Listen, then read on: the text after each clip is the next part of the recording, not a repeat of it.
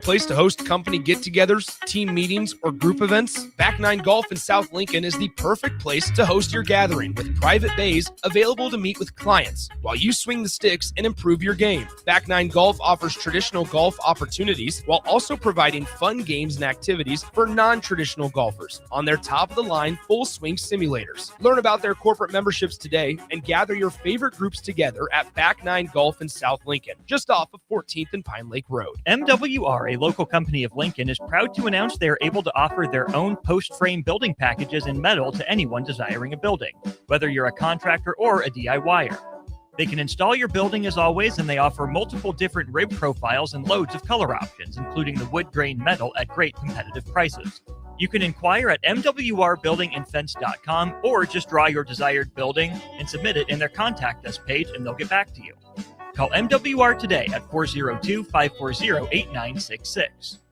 Hi, Charlie Stone again, and Andy Goodyear with Honda of Lincoln will be joining me shortly to talk about a milestone accomplishment at Honda of Lincoln. But before I talk to Andy, I'd like to add a comment of my own. I know you have a lot of choices when buying a new or pre-owned vehicle. It was just announced that Honda of Lincoln is once again the winner for the Lincoln's Choice Award for new car dealers. It's not easy to win that award because it's all based on the highest level of customer satisfaction. I think Honda of Lincoln really is your best choice. Now let's talk to Andy. Thanks, Charlie, and thanks for your kind words. Andy, tell us what it takes to win an award like this.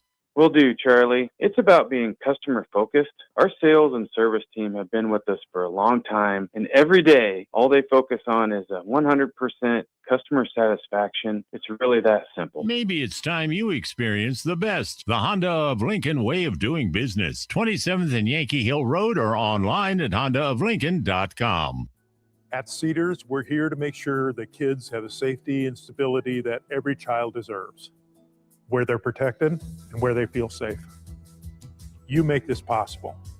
Today, more than ever, we need your support to be here for kids who have nowhere else to call home.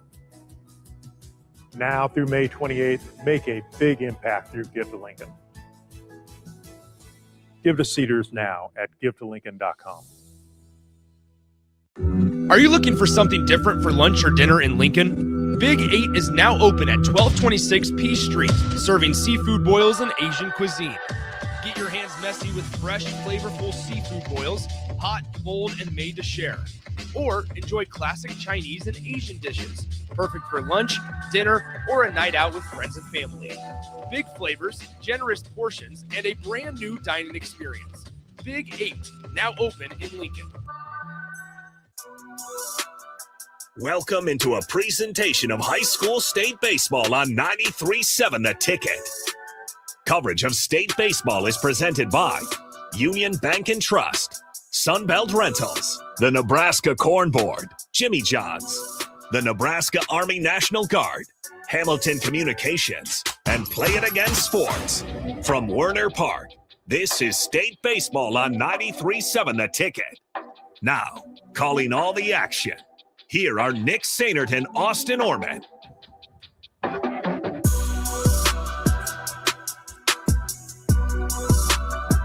Welcome back into Warner Park as we are ready to go in just a few short minutes from the home of the Omaha Storm Chasers. Nick Sainert, Austin Orman alongside Tristan Gomez back in our 93.7 The Ticket studios. Appreciate you joining us wherever you may be on a beautiful Saturday afternoon for some state championship baseball. We saw Lincoln Lutheran be crowned for the first time in school history the Class C state champion earlier this morning. Now it's time to see who will take the crown in Class B between the number 1 seeded Scut Catholic Skyhawks and the number 2 seed in Class B, the Wolves of Elkhorn North. And Austin, as we see, it's two teams. First off, Elkhorn North got the championship blacks rolling today, the uniforms that you will. Scut Catholic white out for them, except for their hats. Their caps are going to be the black with the SC logo on the front side of them. But when we look at these two teams, for Scut Catholic, we saw them last Saturday. They almost fell at the hands of 8-seeded Pius X. It hasn't been a smooth and blowout of a tournament for Scut Catholic, but for Elkhorn North, it has been.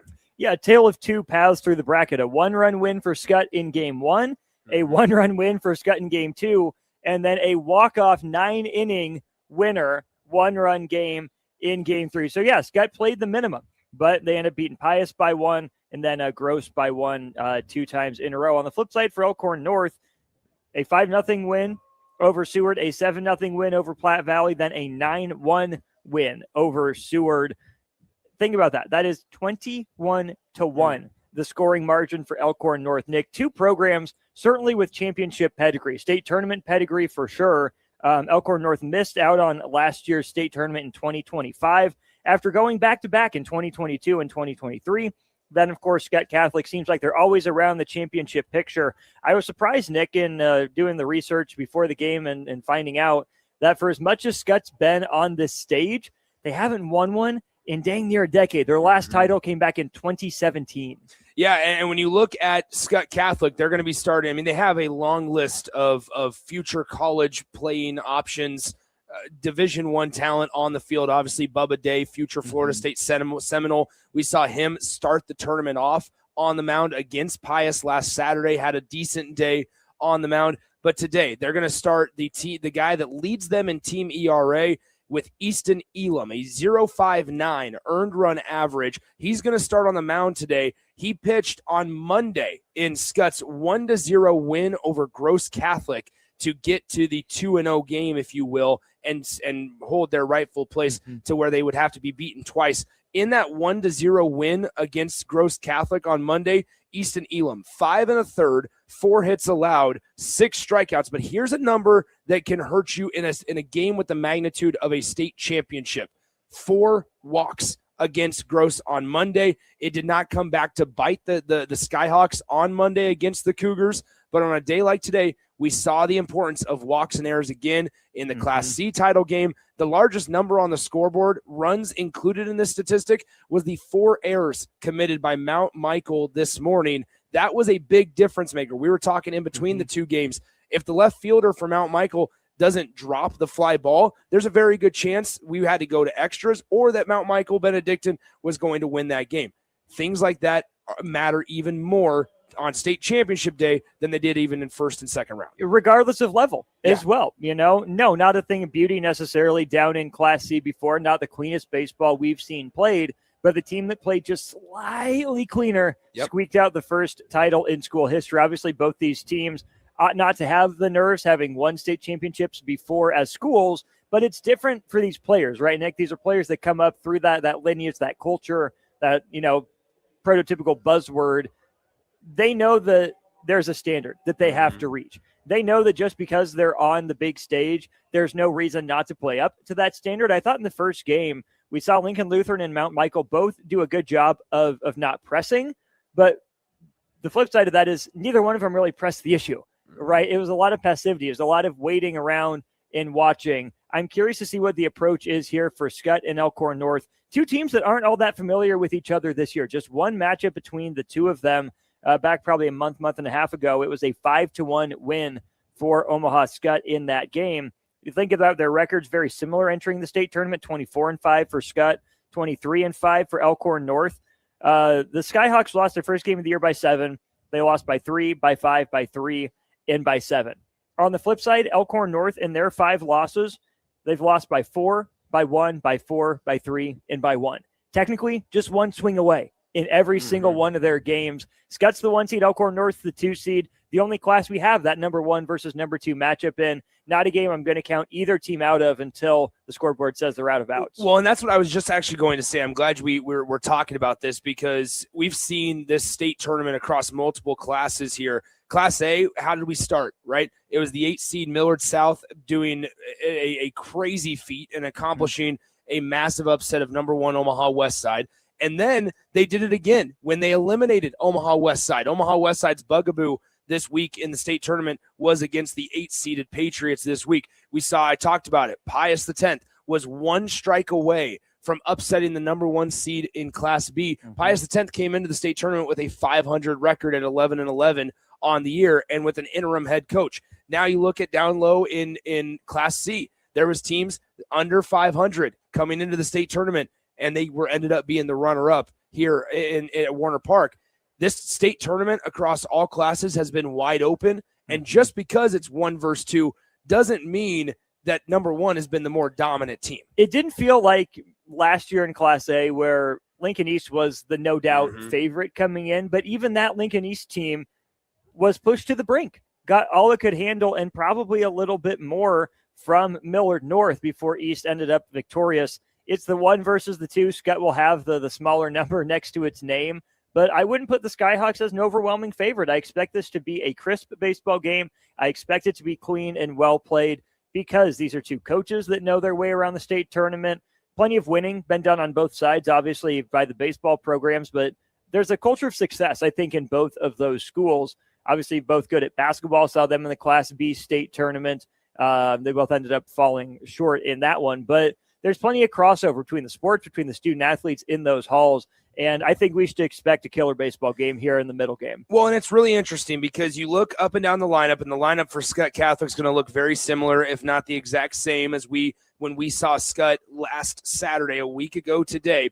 And this is how they're going to line up. And they start with one of their best players that they've seen in the last couple of years for Scut Catholic. They're going to lead him off. Bubba Day, starting out in center field. We saw him pitch and hit leadoff, but when you have a bat like Bubba Day at the top of the lineup, it's tough for any team to go against. It sure was. Bubba Day didn't have his best outing against Pies. On the mound, he was okay. In the box, didn't necessarily make a difference. It's going to be fun to watch the stars on both sides, especially a guy with the pedigree like Bubba Day has. This is the biggest stage the state has to offer at the high school level, and we know that Nebraska prep baseball holds up against the rest of the country. We've seen Nebraska teams go on and play in Legion World Series, and make runs. We've seen Nebraska prep products go all across the country and make instant impacts for their teams at the next level. And so, yes, this is a big stage, and I'm excited to see what the stars on either side can do because it comes down to stars in a lot of cases, right? Easton Elam on the mound, Bubba Day, I would assume would be ready in relief should he need to be called on, and the bevy of arms then that Elkhorn North can throw against him. And we talk Bubba Day at the top of the lineup. It's somewhat of an uncharacteristic state tournament at the top of the lineup. You mentioned what he did on the mound last week. He threw 86 pitches, has not thrown since. So you talk about having plenty of rest for Bubba Day. But once again, at the plate is where I'm waiting to see. Maybe we see a little bit of fireworks this afternoon. He's 1 for 10 in the 3 games that Scut Catholic has played. That's just not characteristic or similar to what we expect when you talk about, hey, this is a guy that at one point was committed to Tony Vitello in Tennessee. He moved on from them, has a lot of different college options, and is eventually going to be at Florida State if it ever ends today. There's a lot more talent up and down these 2 rosters, but when we don't get past the first name on there without saying, hey, it's been kind of a bizarre week for these guys, I'm excited for this one. And that's where I think you give Omaha Skutt a lot of credit for finding ways to win despite their best player, their leadoff hitter, being 1 for 10 with a walk or 2 scattered in throughout there. The fact that they've been able to find ways to win is a testament to the rest of that roster. So it feels a little bit like Skutt has been biding its time, waiting for Bubba Day to get going. 3 games isn't a huge sample size over the course of a week, right? That's not a bunch of at-bats, not a whole bunch of reps. It's hard to call it a slump, right? Because these things happen in baseball. But what better time for Skutt would there be for Bubba Day to put on a show, remind people just how good he is than here this afternoon? Now, for Elkhorn North, they're going to start Ian Christo on the mound. Christo went 2 innings back on last Saturday in the 5-0 win over Seward. He did not start the game, though. He came in relief through 2 innings of 1 strikeout, 2-hit baseball. 2 hits allowed, 1 strikeout, no runs allowed to the Seward Blue Jays through 23 pitches last Saturday. Now, I wonder, as we go forward in this game, we know probably the plan is Easton Elam, Bubba Day, right? 1-2. Maybe there's some other relievers, high leverage guys that we saw over the last couple of days that head coach Damon Day wants to turn to. For Elkhorn North, though, this is Christo. He's fresh, right? Who's going to be after him? That remains the question. You look at guys like Evan Perez and Jack Settles with ERAs right at 1. Pitch count shouldn't be a factor, right, with a couple of days off that we were able to see every team in the state get. And so here's the other part that we have to factor in. It's championship day. Everyone's available. whether you're available or not, whether you're feeling good or not, you got to find a way to be available. You got to find a way to find your best stuff early on, or if you don't have it, battle. Give your team a chance, right? We saw that in the first game of the day as well. Mount Michael's guys didn't necessarily have the best stuff, but they were able to do just enough to keep Lincoln Lutheran at bay. Again, regardless of the class, regardless of the names on the back of the jersey or the front of the jersey, so much of it comes down to starting pitching. We should see two good ones, and ought to be a heck of a job in bullpen management that we'll see today as well. Yeah, we're going to look at head coaches Anthony Dunn for Elkhorn North and head coach Damon Day for the Skutt Catholic Skyhawks as the one name that we might see in a different role than traditionally is Jack Settles for Elkhorn North. Jack threw 6 innings of one-hit baseball against Platte Valley on Monday. He threw 80 pitches, but like you said, the rest is everybody is available because not only did we have the planned Thursday day off, but also Friday we took off because of the expectation that we were going to get some severe weather up here in Papillion. We are just a couple of moments away from first pitch of Elkhorn North and Scut Catholic. We have crowned one state champion, and in Lincoln Lutheran over Mount Michael Benedictine today in the afternoon matchup. Elkhorn North against Scut Catholic as we continue to count down until the Class B title game, Class A tonight at 7 p.m. We're excited for these two ones. Hope you continue to join us wherever you may be on a Saturday afternoon. Beautiful day at Warner Park. We'll come back with first pitch between the Skyhawks and the Wolves right after this on 93.7 The Ticket. Imagine if the people who work at your bank or neighbors who could help with a home loan. Congratulations, you're approved. Or friends who love to shop local. Have a good one. At UBT, who you work with matters just as much as what you're working toward. Hey, thanks for helping. That's why your money has more than a banker. It has people. Union Bank and Trust. Member FDIC. If you're a homeowner or a business owner, you have a lot of projects, and no one has an unlimited budget or time. Sunbelt Rentals makes all jobs less stressful with no need to purchase large equipment or hire a crew. You can do it yourself with rentals and everything from aerators and power rakes for spring yard work to stump grinders, concrete mixers, tile saws, and more. Check out their inventory in Lincoln, north of Cornhusker Highway on 56th Street, or online at sunbeltrentals.com. Back to more of the Class B State Baseball Tournament on 93.7 The Ticket.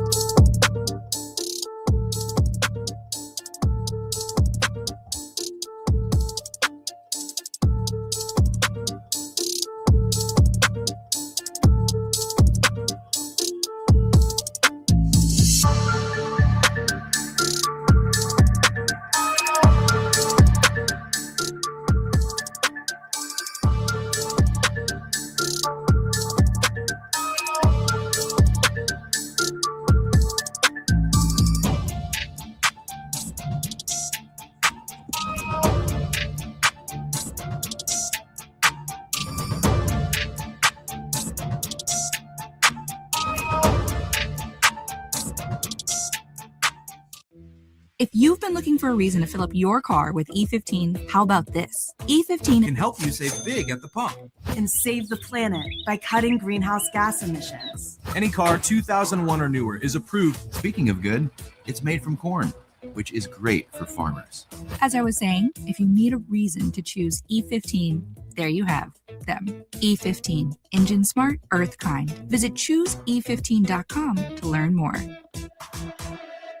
Back to more of the Class B State Baseball Tournament on 93.7 The Ticket.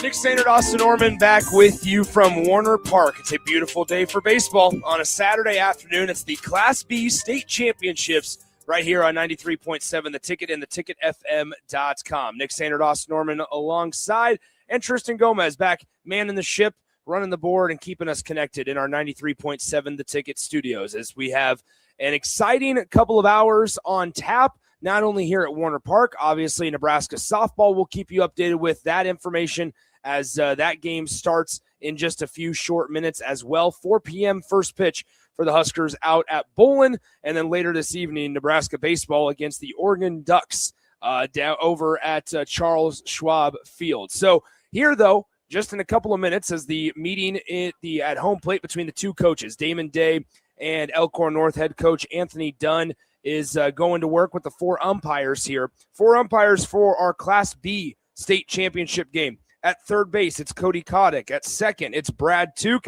At first, it's Chris Syntex. And calling the balls and strikes here this afternoon in the Class B state championship game, it is Zach Lutz. For the Elkhorn North Wolves, they're going to face Easton Elam on the mound. Elam, a really, really strong arm for the Scut Catholic Skyhawks, a 0.59 earned run average. He also leads the team in strikeouts with 45 Ks on the mound this season. For Elkhorn North, this is the way their lineup is going to line up. Number 25 doing the designated hitting, it's Connor Werdeman. Number 23 at shortstop, hitting second for the Wolves, Jake Jansen.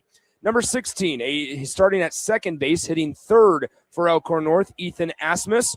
Number 17, hitting in the cleanup spot and starting in right field, it's Quincy Grabenstein. Hitting fifth in the Elkhorn North lineup this afternoon in the Class B title game, doing the catching, number 3, Keegan Drever. And then a familiar name, Carson Drever, hits right behind him, starting in left field today. And then rounding out in the last 3 spots of the Elkhorn North Wolves lineup, it's the third baseman, Austin McMurtry, the first baseman, Charlie Rieselman, and the starting center fielder, Flynn Fickbaum, as Scut Catholic takes the field. The starting battery, in addition to Easton Elam on the bump, it is number 6, Cooper Smith, behind the plate. Austin, we got a good one here. We're going to see a really talented arm that throws with a little bit of fire, and Easton Elam thrown from the right side. Yeah, we mentioned Bubba Day a lot, but Easton Elam, as a junior, still has a bunch of ceiling in him. He's been good this state tournament, got good velocity, got good command and control of his secondary stuff as well. A .59 ERA coming into the state tournament. How about this? Also the team lead in strikeouts through the season. Yeah, Easton Elam really, really good at that 0.59 earned run average. Through earlier this week on Monday, he threw 89 pitches, so right under that 90-pitch benchmark for an extra day required of rest, but we still would have gotten it either way, as Easton Elam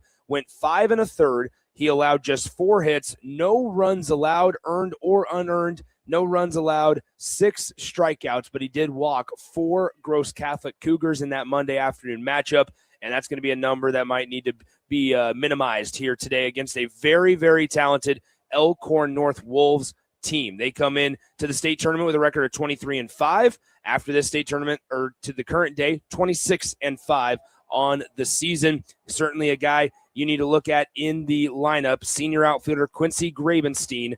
The senior hits .413 in just 46 at-bats, though, this year. Leading the team in home runs, it's Connor Werdeman, the designated hitter, who hits out of the leadoff spot for the Elkhorn North Wolves. Werdeman on the year hits just a few ticks above 400 at .407 this season. The way that Scut Catholic will line up around the field today, starting in the outfield, it is Sean Hipsher from working from left to right. Sean Hipsher in left. In center field, Bubba Day, the future Florida State Seminole. And in right field, it's Brendan Ruth. At third base, Charlie Diederich. At shortstop, Nate Christensen. At second base, Lucas Heller. And at first base, not hitting today, it is Cole Van Dorn.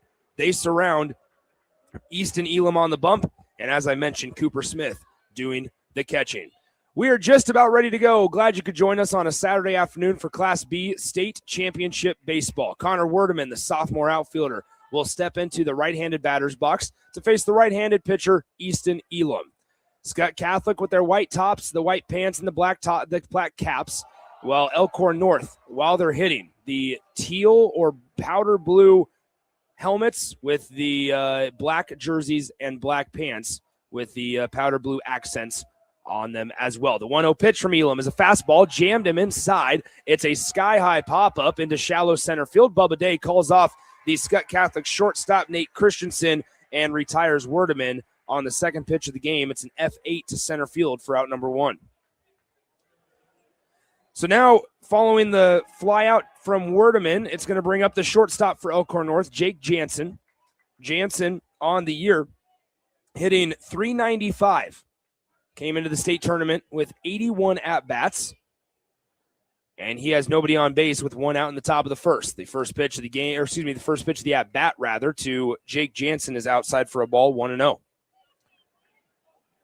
Elam, wearing the PitchCom bracelet around his left wrist, looks at it and fires in a 1-0 fastball for a ball just outside, 2-0. Different zones between Class C and Class B in the early going. The 2-0 pitch. It's a fastball hit into center field. That's going to find some grass as it's a one-out single for Jake Jansen. Bubba Day took a nice angle, cut it off, got it into his cut man, the second baseman for Scut Catholic, but that is a one-out single for Jake Jansen. Good approach at the plate there by the 2-hole out of the Elkhorn North Wolves lineup. Yep, got a fastball there that he could handle. You mentioned the route by Bubba Day. I thought that had gap written all over it. Jansen can make the turn. Good hustle by Day to get behind that and make a strong throw to hold it to just a single. Second baseman Ethan Asmus set to do the batting. He hits from the right side, senior infielder.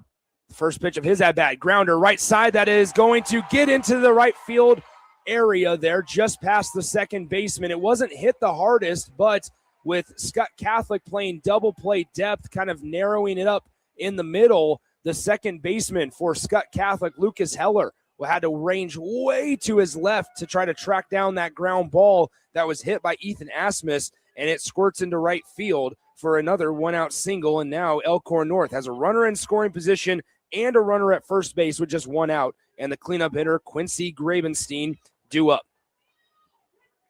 So back-to-back singles here for Elkhorn North in the top of the first inning against Easton Elam, who throws from the right side out of the stretch. Breaking ball to Grabenstein is in there for a strike. It's 0-1. First pitch breaker to the cleanup guy after going first pitch fastball to the previous three. Of course, Asmus just jumped on a first pitch fastball, so let's show the cleanup something a little different. No balls, one strike, one out, top of the first inning, 2 on for Elkhorn North. Breaking ball. It's a shallow pop fly. It'll stay in the infield just inside the baseline, and the first baseman Van Dorn is there to catch it on the fly for out number 2 here in the top of the first inning. So one pitch away, one batter away for Easton Elam then to get out of this top of the first inning with no runs allowed and stranding a couple of Wolves on base potentially, but he's going to have to work through the catcher, number 3, Keegan Drever, who's hits from the right side against the right-handed pitcher, Easton Elam. Runners at first and second. The first pitch is a breaker that almost got Drever to go around on it. He was able to keep the bat on his shoulder, 1-0. 1 ball, no strikes, 2 outs here in the top of the first inning. Nick Sainert, Austin Norman with you from Warner Park. The 1-0 fastball fouled back to the screen, and it's even 1-1.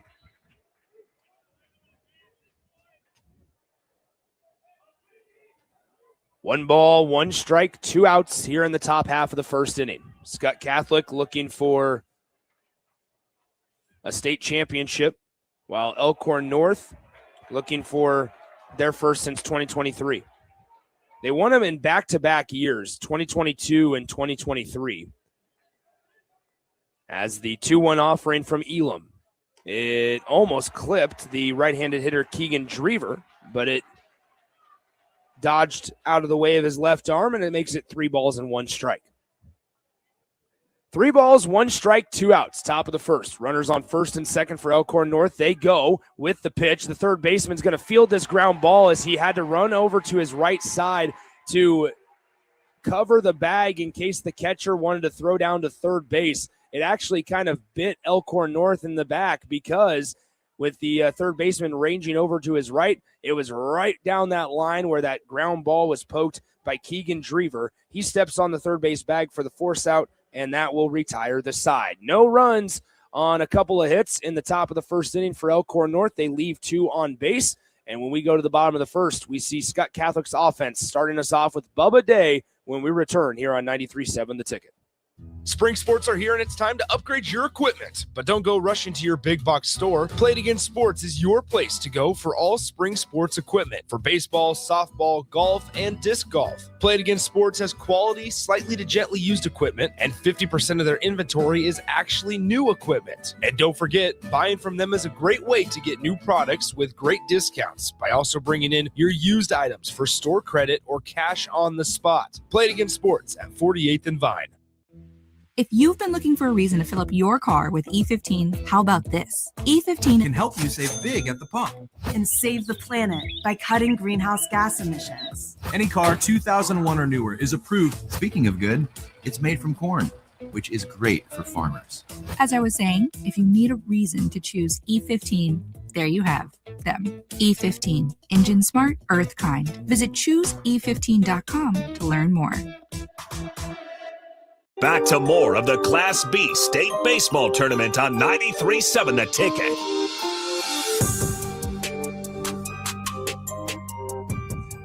Nothing doing for Elkhorn North as they strand a couple of runners on base after back-to-back singles in the top of the first inning. So Easton Elam gets out of the jam. No harm, no foul. And Scut Catholic will send Bubba Day up to the plate to start us off in the bottom of the first inning. On the mound, they will face Ian Christo. Christo with a 119 earned run average this season. Throws from the right side, and it'll be a righty-righty matchup to the leadoff hitter for Skutt Catholic, Bubba Day. The future Florida State Seminole stands in.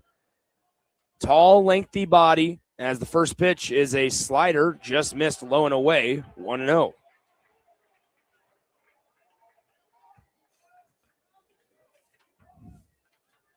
Day on the season, 449 average. However, in the state tournament, 1 for 10 at the plate.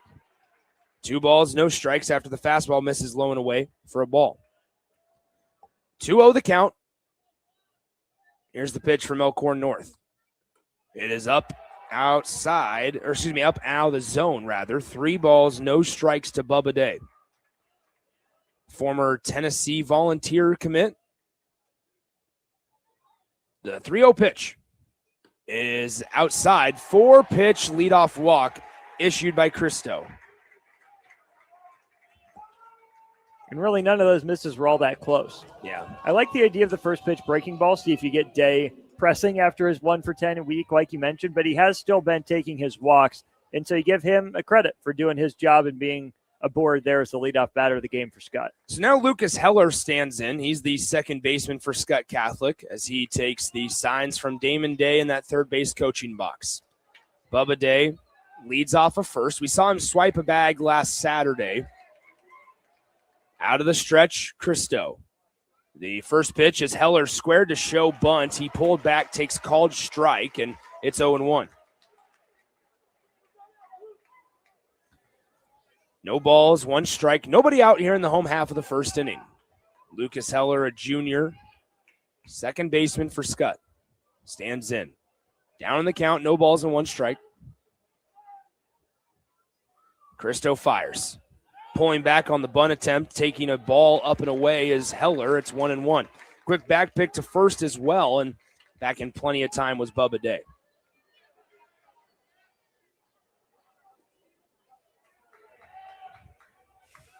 Really good crowd on hand here at Warner Park. Skutt supporters, the students are enjoying some shade. As the 1-1 pitch, it clips the outside corner for a called strike, 1-2. Lucas Heller not showing bunt on that 1-1 pitch. That's a really good spot for that fastball. Might have been a good pitch to just take that way if Skutt had kept the bunt sign on. 1 ball, 2 strikes after Christo issued a 4-pitch leadoff walk. The 1-2 offering from Ian Christo. He lifts the left leg and fires. It's a fastball up out of the zone for a ball. 2-2, we're even. Nobody out here in the bottom of the first inning. Elkhorn North in the top half of the first got back-to-back 1-out singles. Had runners on first and second with less than 2, and then Easton Elam able to avoid anything catastrophic. The 2-2 breaking ball, and they're going to say he went around on it. It's a swinging strikeout. I think it would have clipped the outside corner nonetheless, but our home plate umpire today in Zach Lutz says that Heller went around. It's a swinging strikeout officially, and a good response, a good bounce back there by Ian Christo, the Elkhorn North arm. As we approach the 4 o'clock hour here at Warner Park, 1 out in the home half of the first. Runner on first is Bubba Day. Wouldn't be surprised to see him in motion as they pick over. After Lucas Heller doesn't get a bunt down, he maybe tried. I don't know if I am so confident in saying that he wanted to bunt. I think it was after a 4-pitch walk. You move a little bit you pull it back, and then the bunt sign was off. But here with one out, it's a soft chopper back to the pitcher. Cristo doesn't even look to the second base bag. He's going to fling it over to first in plenty of time to retire Sean Hipsher, the 3-hole hitter for Scut Catholic. So now that is 1-3 on the putout for out number 2. Bubba Day obviously does move up to second base on the ground out. And now the cleanup hitter, the starting catcher for Skutt, Cooper Smith, stands in that right-handed batter's box. Elkhorn North's middle infield hardly moved a muscle to go cover second base there. Even had Cristo looked over that way, he would have been throwing it to air. The future Iowa Western Reaver hitting from the right side as Cristo delivers the first pitch slider in the dirt, 1-0. 1 ball, no strikes, 2 outs here in the home half of the first. Bubba Day occupying that second base bag, getting a deep lead towards that center field grass in case he needs to round third base. The 1-0 offering from Cristo is a ground ball. It's through the 5-6 hole. Damon Day is going to wave. Bubba Day around third. The throw home is slightly offline and not in time. And Scut Catholic takes a 1-0 lead in the bottom of the first on a 2-out RBI single from Cooper Smith. Nice piece of hitting. Got a fastball there, middle in. Didn't try to do too much with it. Poked it through the left side. Bubba Day knew on contact he was going home.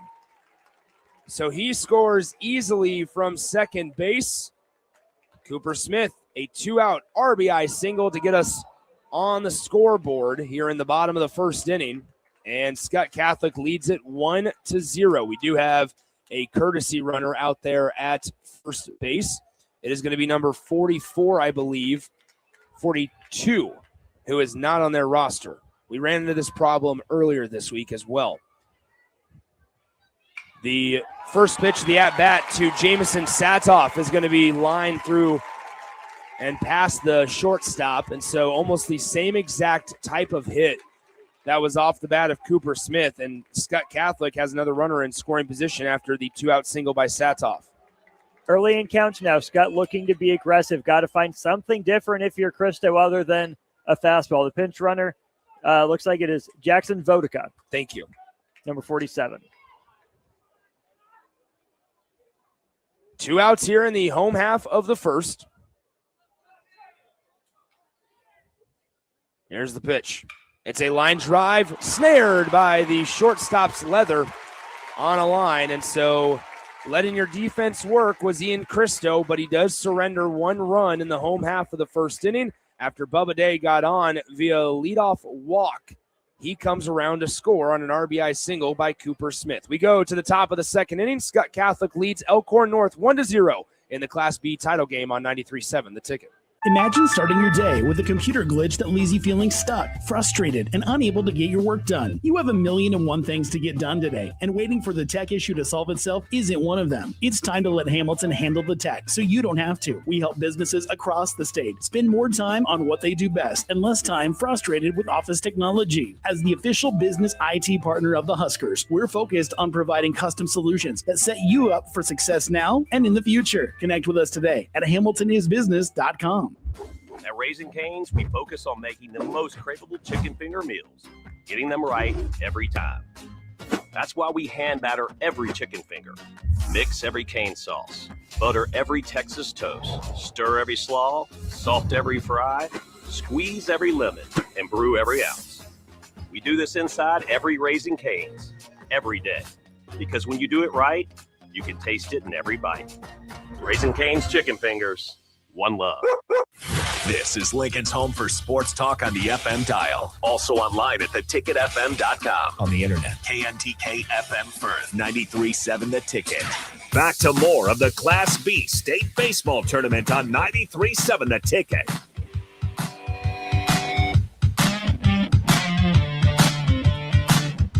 So a leadoff 4-pitch walk to Bubba Day in the bottom of the first inning does come back to hurt Elkhorn North in the home half of the first as they surrender a run on an RBI single with 2 outs to Cooper Smith, and Day was able to come around third to score from second, and they take a 1-0 lead, does the Scut Catholic Skyhawks. So now we go to the top of the second inning. Due up, it is Carson Drever, the starting left fielder for the Wolves, as he stands in as the first batter in the top of the second inning. Elam Gets him to fan through a fastball on the first pitch of the at-bat. It's 0-1.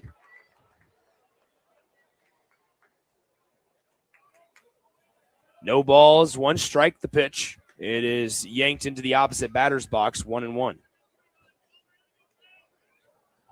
1 ball, 1 strike here in the top of the second inning. 2 hits apiece for the Skyhawks and the Wolves. The breaking ball stays upstairs, and it's 2 balls and 1 strike. Carson Drever, a junior,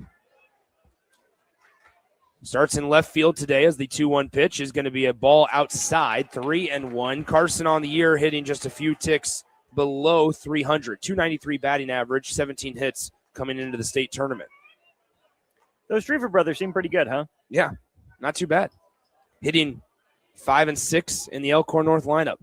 As it's a leadoff walk for Easton Elam as he shows a little frustration as he gets the ball back from Cooper Smith. It is a leadoff walk. And so now the question, can Elkhorn North do the same thing that Skutt did to them, where it make it hurt on the free pass? I sound like a broken record, Austin, talking about that. At least it sounds good. But it is valid. Oh, it is. Yeah. It's unbelievably Baseball. It's unbelievably valid. Oh, yeah. No one is questioning that aspect of it. The first pitch is outside for a ball to Austin McMurtry. McMurtry, the starting third baseman, handling the hot corner responsibilities today for Elkhorn North. Righty-righty matchup to the right-handed pitcher, Elam. He did not come set for very long. Going to have to watch that. I'm sure that second base umpire out there, and Brad Tuke is keeping a close eye on that. 2 balls, no strikes. That is the 6th ball in a row. It's like we're in a great value version of College Station, Texas, as it's now ball 7 in a row for Easton Elam. It's 3 balls and no strikes, and the red light should be on for Austin McMurtry. Elam's got to dial back in with his mechanics. He missed a lot out to a righty and then just ran down a little bit too far up and in. He'll get a strike call there a little bit better, but still, I don't know if I can give him credit for hitting his spot the way the mechanics have been so inconsistent early on. Yeah, Easton Elam, he does something interesting. I mean, he closes himself off when he comes set and then throws across the body. There is back-to-back walks on the 3-1 pitch in the dirt for ball 4. And so now, as I look down that third base coaching box, Anthony Dunn is in that box telling his next hitter, Charlie Rieselman, hey, be smart here, because I would imagine 8 of the last 9 pitches that Easton Elam has thrown have been balls. I would imagine that message from Anthony Dunn to his now hitter, Charlie Rieselman, is let him throw you one, or maybe even 2. Even if you get a fastball that looks pretty good, if he's going to give you a base, take the base. Yeah, he squares to show bunt, but he's going to pull back the entire way. Does take a ball, 1 ball, no strikes. First pitch breaking ball from Elam again. 1 ball, no strikes. Runners at first and second for Elkhorn North, who trail 1-0. Showing bunt, pulling back. It gets to the backstop, and both runners will advance 90 feet, and Easton Elam cannot find the strike zone. 10 of the last 11 pitches have been balls. And if you're a catcher, you got to help your guy out there. They're trying to give you an out to advance the runners here to the same position, but now 2 on, not just 2 on, but 2 in scoring position with nobody out. Yeah. Not a great look there from Smith. Your pitcher's already struggling. Don't give him any more issues. Well, you also allowed, if you're Easton Elam, you allowed 2 runners to get into scoring position as the 2-0 pitch is upstairs, ball 3. And it's like finding a needle in the haystack right now for Easton Elam on the mound. He's going to just have to pump in a fastball on 3-0. And he misses. 3 consecutive walks to start the top of the second inning for Easton Elam. We're going to have a mound visit. And how about this? So yes, that was Rieselman draws the walk. And we have a conversation on the mound right now with the Scut Catholic pitching coach. Easton Elam is heavily frustrated, and it's very apparent. The body language on the mound is not the greatest right now, especially after that second walk, but even worse after the third. The only person he should be frustrated with at this point is himself. It's not like he was missing close and not getting the benefit of the doubt. Easton Elam has been all over the place, primarily outside to righties and usually low. Ran a couple up and in. But if you're Easton Elam, you have to get back on beam right now. You haven't allowed any damage yet. You got to be in damage control mode, right? Bases loaded, nobody out. This is a danger zone early in this game. Your team picked you to start a state championship game, looking for their first championship, their first state title in a decade. I know that's a lot of pressure, but they went with you for a reason. Now it's time to bear down and show why. Back-to-back walks for Easton Elam as he fires in a ball 1-0 to the 9-hole hitter, Flynn Fickbaum. And that's the worst part of this whole thing. He is in danger. If he walks Fickbaum, that is a walk issued to the bottom 4 hitters in the Elkhorn North order. But Fickbaum takes a called strike. It's 1 ball, 1 strike now. Might have taken a little bit off of that one. Didn't seem to have quite the same velocity. The 1-1. It is a ball up and away, 2-1. Things, I don't want to say unraveling right now for Easton Elam, but he's thrown a lot of pitches, and there's still a goose egg under that out column. The 2-1, swung on and missed on an elevated heater. It's 2-2. Flynn Fickbaum getting the start in center field today for Elkhorn North. Hits .227 on the season. Not many at-bats, just 22 tries on the year. 2 balls, 2 strikes, the junior. Swings and fouls this one off to the left side. It had been a while since we had heard the tick of a bat. And the Skutt students unable to make a play. That's why they're over there. And the baseball players are in the dugout and on the field. Easton Elam needs a strikeout in the worst way. Here's the 2-2. Outside, ball 3. If Easton Elam can't find the zone on this next pitch, he's going to walk in the tying run here in the top of the second. The 3-2 payoff pitch. It is outside, ball 4, and Easton Elam's asking the home plate umpire, where did that miss? Elkhorn North ties it up. 4 consecutive walks issued by Easton Elam. We talked about it in the pregame that on Monday, Easton Elam had 6 strikeouts and 4 walks allowed. And we talked about it and agreed, hey, they're going to need to lower that number in a game of this magnitude. But we expected 4 walks maybe by the entire, or at the end of the day, not in the second inning alone. First pitch is upstairs for a ball to the leadoff hitter in Connor Werdeman. Nobody working in that Skutt bullpen. I wonder if that's because the next place Skutt would go would be right out to center field. And that's Bubba Day as this 1-0 fastball is tapped left side foul. Carson Drever just came in to score. They're playing station to station after 4 consecutive walks issued. The 1-1. Werdeman swings, grounds it left side. This will score another run. The only play is going to be to first, and it won't be a play because it's not in time. Connor Werdeman runs it out. The shortstop for Scut Catholic, Nate Christensen, he wanted to go to second base for the force out. He realized he was not going to be in time to get Fickbaum at second, so then he bobbled it on the transition, threw it across the diamond, and Werdeman, who runs well, was able to beat it out for an infield hit, and Elkhorn North takes a 2-1 lead with still nobody out in the top of the second here. Can't really say they've done anything special necessarily. That's not to their detriment. You give them a lot of credit for not biting at some of these pitches outside, for not being fooled by what Elam is throwing.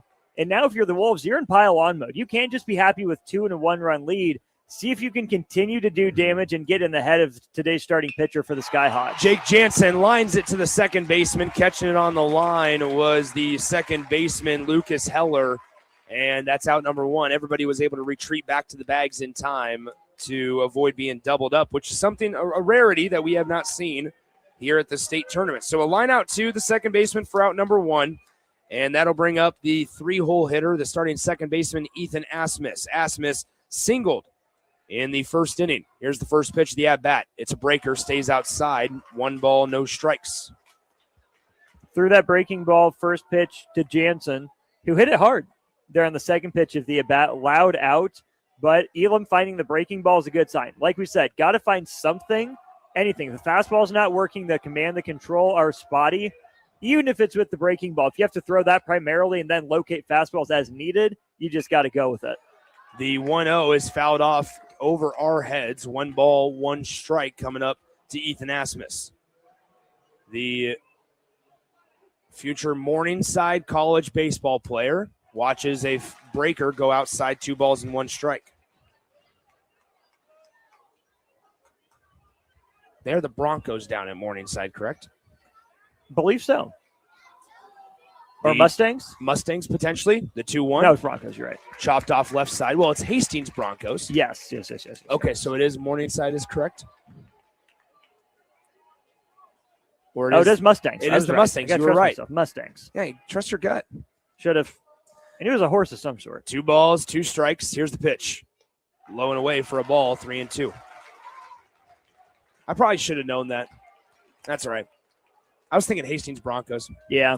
One of those things you know, and then it doesn't sound quite right. Yeah, you want to double check. The 3-2, it's going to be a ground ball fielded by the shortstop. The flip to second for 1 on to first is not in time. It bounces away from the first baseman, Van Dorn. There will be no throw home. Another run will score. 2 on the ground ball to the shortstop as 1 came in as they tried to turn 2 up the middle. And after the ball was in the dirt on the exchange from the second baseman on the way to the first baseman, it had to be bodied up by Van Dorn over there at first base. It got away from him farther than he'd like, and running it out to be safe was the hitter Asmus. And coming around to score the second run of that sequence, it was Flynn Fickbaum. So 2 runs score on the aggressive base running by Elkhorn North. 2 outs in the inning for Quincy Gravenstein. Aggressive is right. I didn't think that ball trickled that far away. I was going to give Van Dorn a lot of credit for keeping that ball in front on a quick turn. I thought that was really aggressive. Heck of a send. It's off the fist by Gravenstein as the throw over to first is not in time. Another infield hit run out by Elkhorn North, and Gravenstein gets to first base. It was a off the fists. It landed just once on 1 hopped right behind the pitcher's mound. The shortstop for Scut Catholic in Nate Christensen, who's had a busy half inning here, had to go and get on his horse. He made an accurate throw over to first, but it was not in time. It's an infield hit to bring up Keegan Drever, the catcher for the Elkhorn North Wolves. The junior stands in, runners at first and second, and he takes ball 1 inside, 1-0. 30-pitch inning for Elam right now. A lot of those came on the first 4 hitters of this of this half inning, where he issued 4 consecutive walks.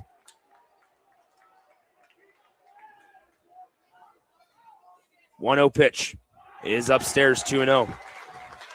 Carson Drever, the man who started this inning, stands on deck.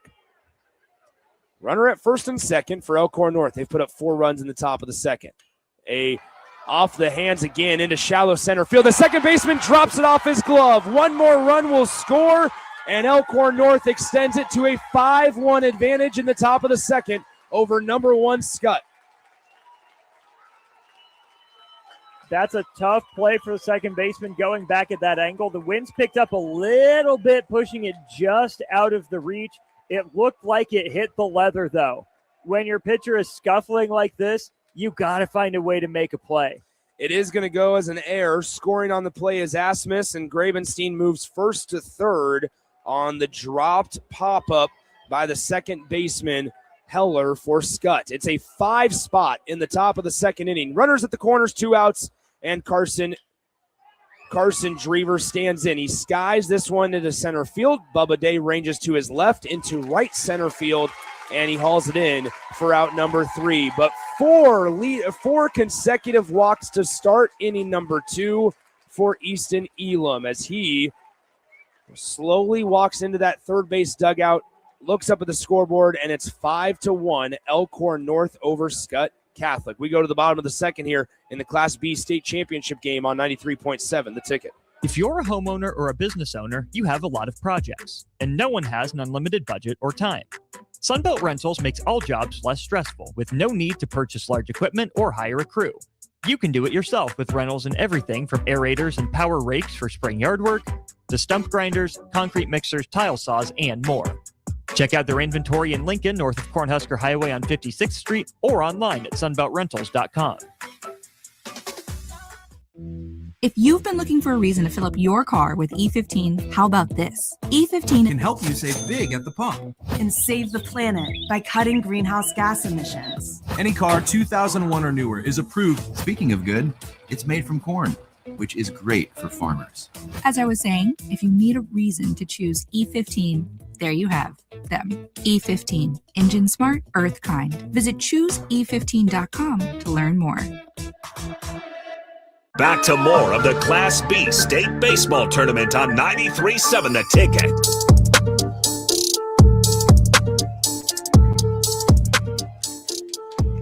Nick Sainert, Austin Norman back with you from Warner Park in Omaha as it is a 5-1 Elkhorn North lead over Scut Catholic as we go to the bottom of the second inning. Easton Elam, he's got to bounce back and see if he can help himself out here, start an inning. You're not going to be able to get all 4 runs back here with this at-bat, but all 4 runs in the deficit back in this at-bat, but he takes ball 1. The 1-0 pitch from Cristo lined out to right field. It should hang up enough as the wind is pushing it that direction, and it's hauled in by the Elkhorn North right fielder, Quincy Grabenstein, for out number 1. Easton Elam retired on 2 pitches.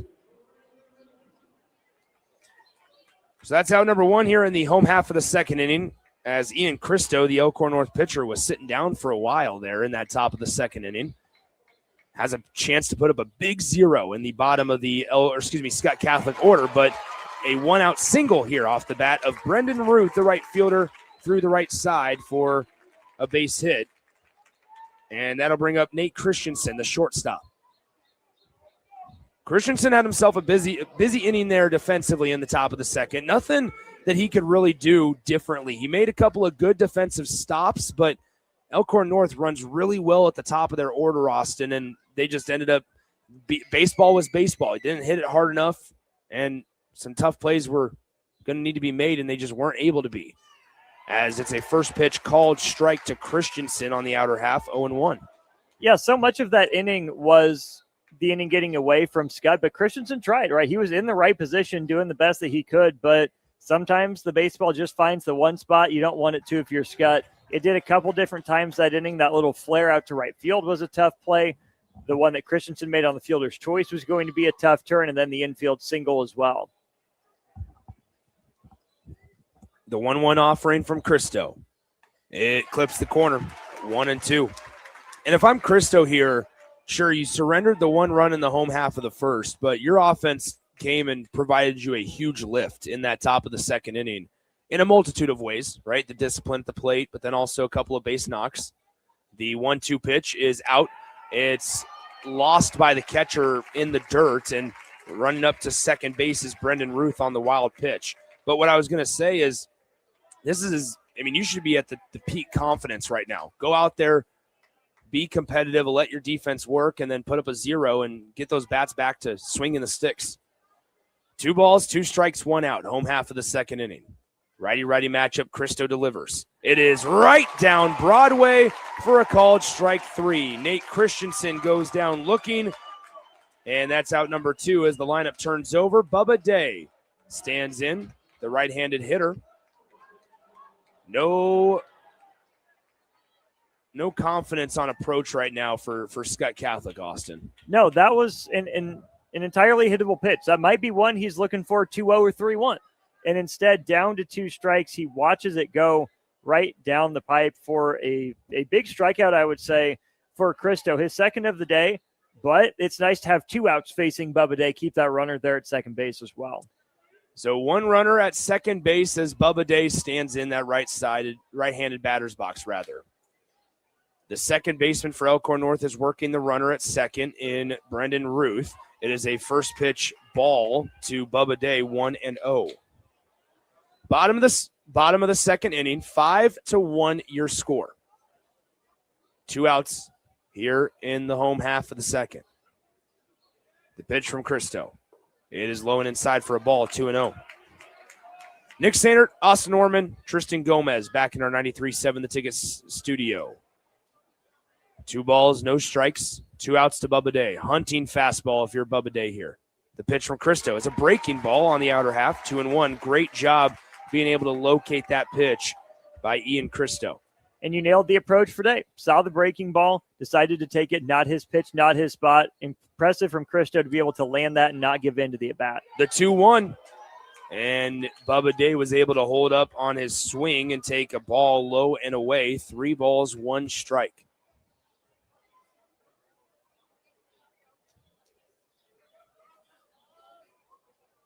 The 3-1 pitch from Cristo is a fly ball out to right field. The wind's going to continue to push this back. Back to the warning track. It's over the right fielder's head. Skutt is going to get another one back. Bubba Day stops at second. He could have gotten 3 easily, but Scut Catholic is able to get another run here in the bottom half of the second inning as the right fielder, Quincy Gravenstein, was lost in no man's land there. The wind continued to push it towards that right field wall, and it just kept on sailing as it bounced up against the wall, and Scut Catholic gets a run back here in the bottom of the second. Gravenstein thought he was on it.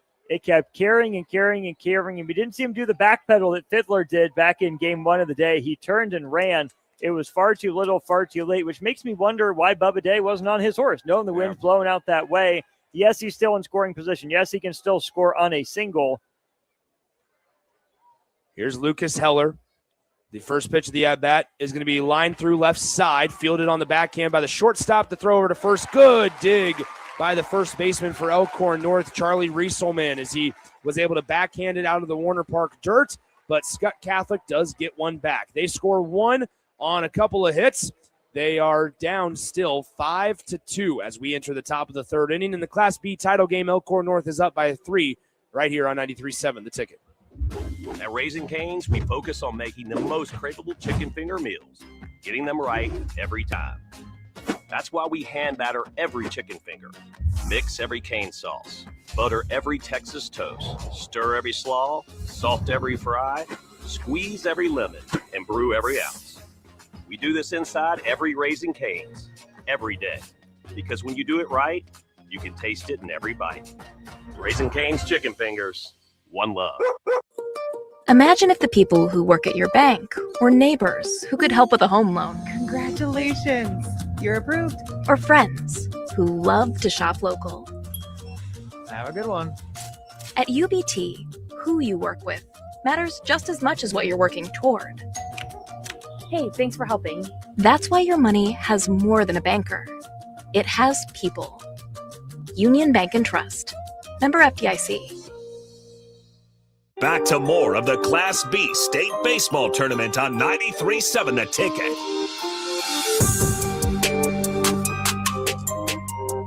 Nick Sainert with you at Warner Park as we go to the top of the third, and with the call of the third inning as Easton Elam back out for another inning of work, it is my partner, Austin Norman. Thank you, Nick. For Elkhorn North, it'll be 7, 8, 9. McMurtry, Rieselman, and Fickbaum, all of whom walked. They were walked 2, 3, and 4 in the 5-run second inning for the Wolves. That one runs over the inside corner. Fastball called strike 1 out of the right hand of Easton Elam. Really tough inning for him last time out. 33 pitches. Breaking ball snapped off, but just outside. Counts even 1 ball, 1 strike. No matter how you want to tabulate it, Elkhorn North did bat around there in the second inning, scoring 5 runs, sending 10 men to the plate. Fastball just inside, taken just off the plate by McMurtry. Now he's ahead in the count, 2 balls and 1 strike. Shutdown inning, goes without saying, would loom pretty large here for Skutt. Skyhawks have scored in each of the first 2, held Elkhorn North scoreless in the first, despite some traffic, where the Wolves put up 5 in the second. McMurtry swings through a fastball, counts back even, 2 balls, 2 strikes. McMurtry's a junior, plays all over the infield, .340 batting average. This one Smack deep into the hole short. Christensen ranges into the hole, and safe by a step is Austin McMurtry. Another infield single for Elkhorn North. That's a tough play for any shortstop. As soft as that one was hit, Christensen did a good job to get to it, but his throw was not in time.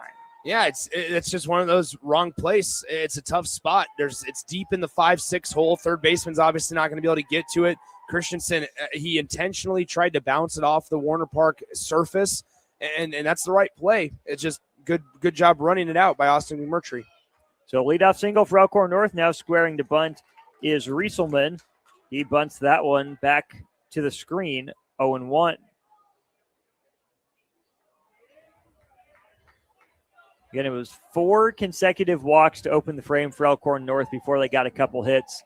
Pretty well played. Rieselman gets this one down. Third baseman's playing way in on the grass. To second for 1, over to first, not in time. Rieselman unable to do the job. The defensive positioning in early square of the bunt works out well for Skutt.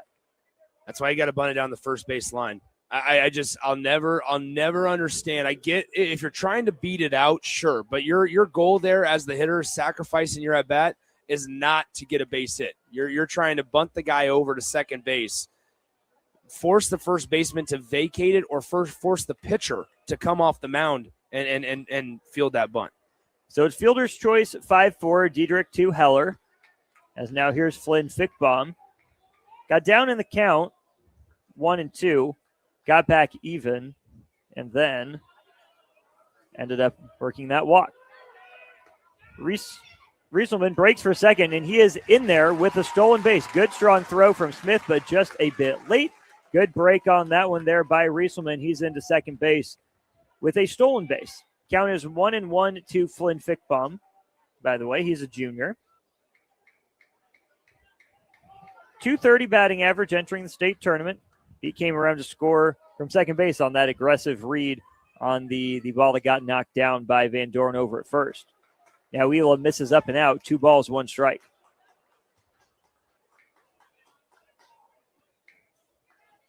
McMurtry reached with an infield single. Rieselman was unable to bunt him over as now Fickbaum swings through an elevated fastball, 2-2. Fickbaum's done that a few times, Nick, where he swings so aggressively, it looks like he's swinging with one hand about halfway through. Yeah, I still don't know what Elkhorn North's approach is just yet, right? Those 4 walks last inning don't really tell us a ton. Fickbaum down to a knee. He bends it as he goes down swinging on strikes. Now 2 away in the inning. That flips the lineup over, though. Here's Connor Werdeman. Werdeman, a sophomore, doing the designated hitting. Officially, he is 1 for 1 with an RBI single. You mentioned the lack of approach, Nick. That tells you if it weren't for the self-inflicted errors, you'd feel like Omaha Skutt had a chance to be in control of this game. Only down 3 is, far from the end of the world if you're the Skyhawks. But with Elkhorn North, not really sure of itself, not sure what it's doing at the plate, that's where you tell Easton, hey, throw strikes. Make him do something with it, as he does there to get back even in the count 1-1. Yeah, I mean, you look at the second inning. I mean, there was only 1 single that actually scored a run. Or, 2 singles that actually scored a run. Here's a single that might score a run. Getting the wave is Rieselman. Here comes the throw, cut off by the third baseman, and Elkhorn North gets the run right back. It's an RBI single, his second of the day. That's Connor Werdeman delivering. I love how you said they get it right back. That's what you have to do if you're Elkhorn North. That 1 run in the bottom of the second that you surrendered, it means nothing now. You got it back. Keep on tacking on. Just keep on responding. A really good answer here in the top of the third with 2 outs by the Wolves. So here is Jake Jansen.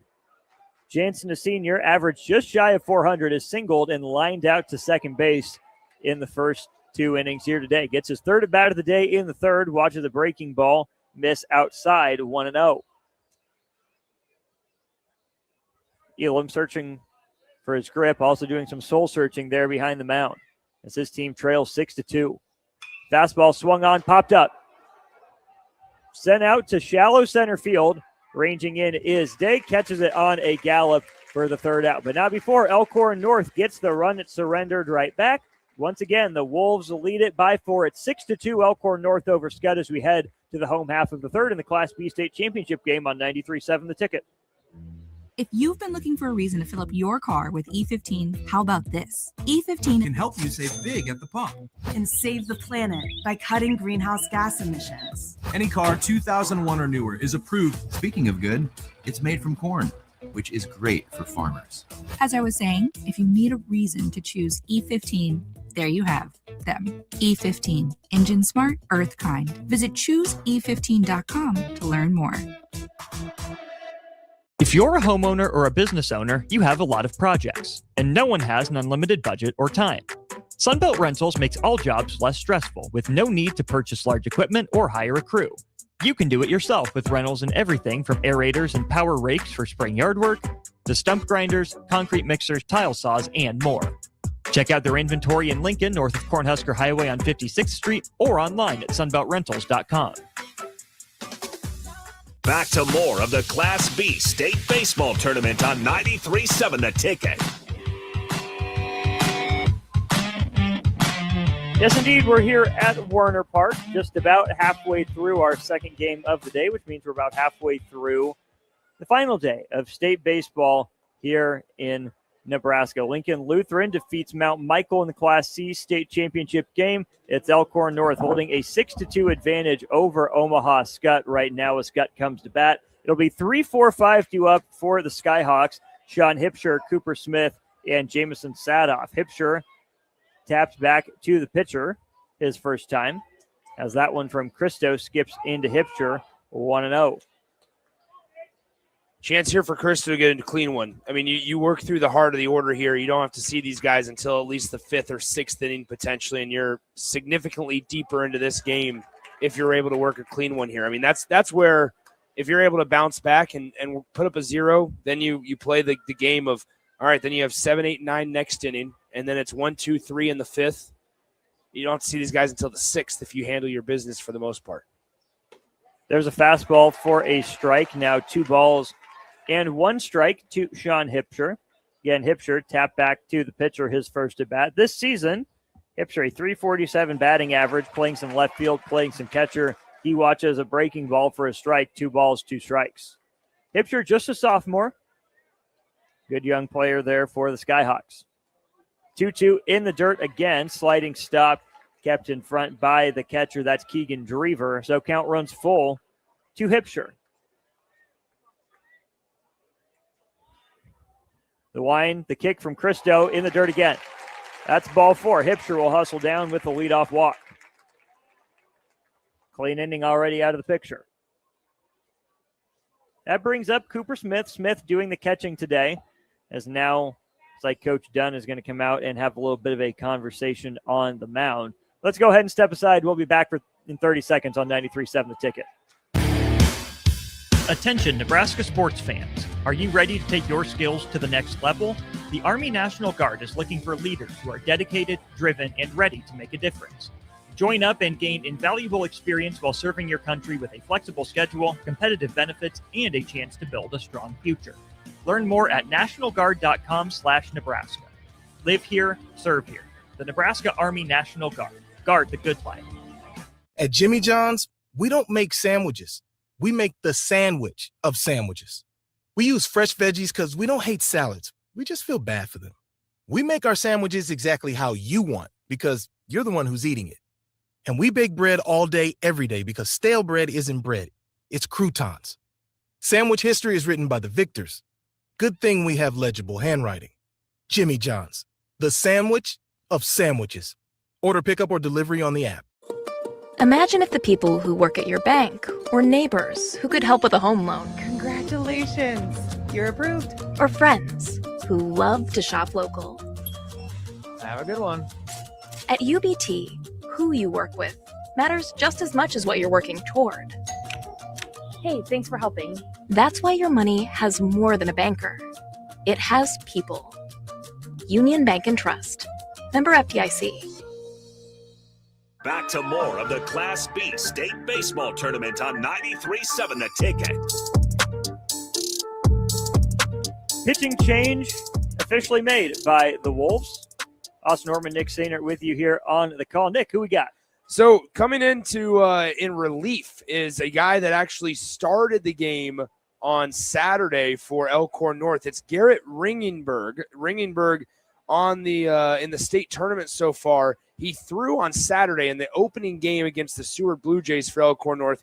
Went 5 innings. He then also allowed just 4 hits, no earned runs, 0 walks, 2 strikeouts. And so, Austin, what I would imagine what we just saw in that game on Saturday, we saw Ringenberg start. Christo came in relief for 2 innings. Christo is essentially, we just role reversed, right? We were just reversed roles here in the state championship where Christo goes 2 innings, is a starter today. He must not have the longevity of a starter, and in the eyes of Anthony Dunn, the head coach for Elkhorn North. So what do they say? They say, hey, let's go ahead and hand it off to our usual starting pitcher in Garrett Ringenberg, who is going to be tasked with the heart of the Scut Catholic lineup.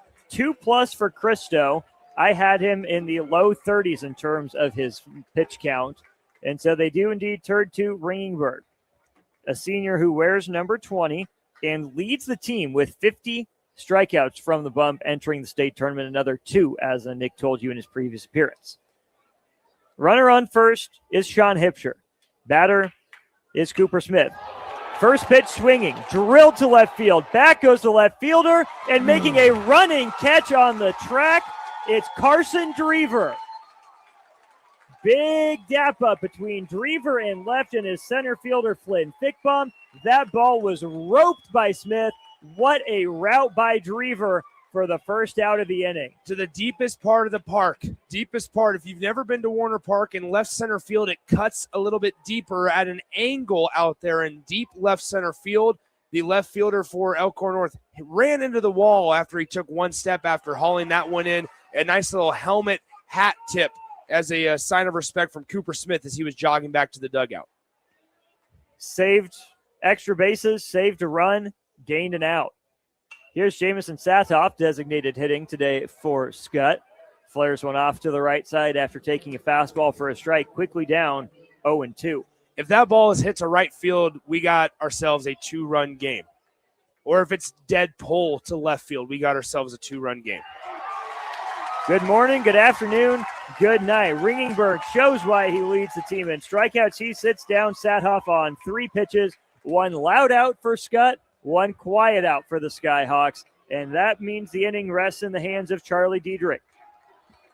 Diedrich wears number 14, sophomore infielder, 360 batting average. On 1 hop over to second base. Up with it is Ethan Asmus, fires over to first in plenty of time. So 5 pitches and 3 outs recorded by Garrett Ringenberg and the Elkhorn North defense. The Wolves hold the Skyhawks off the scoreboard, maintaining their 6-2 advantage as we head to the 4th on 93.7 The Ticket. At Jimmy John's, we don't make sandwiches. We make the sandwich of sandwiches. We use fresh veggies because we don't hate salads. We just feel bad for them. We make our sandwiches exactly how you want because you're the one who's eating it. And we bake bread all day, every day because stale bread isn't bread. It's croutons. Sandwich history is written by the victors. Good thing we have legible handwriting. Jimmy John's, the sandwich of sandwiches. Order pickup or delivery on the app. Imagine if the people who work at your bank or neighbors who could help with a home loan. Congratulations, you're approved. Or friends who love to shop local. Have a good one. At UBT, who you work with matters just as much as what you're working toward.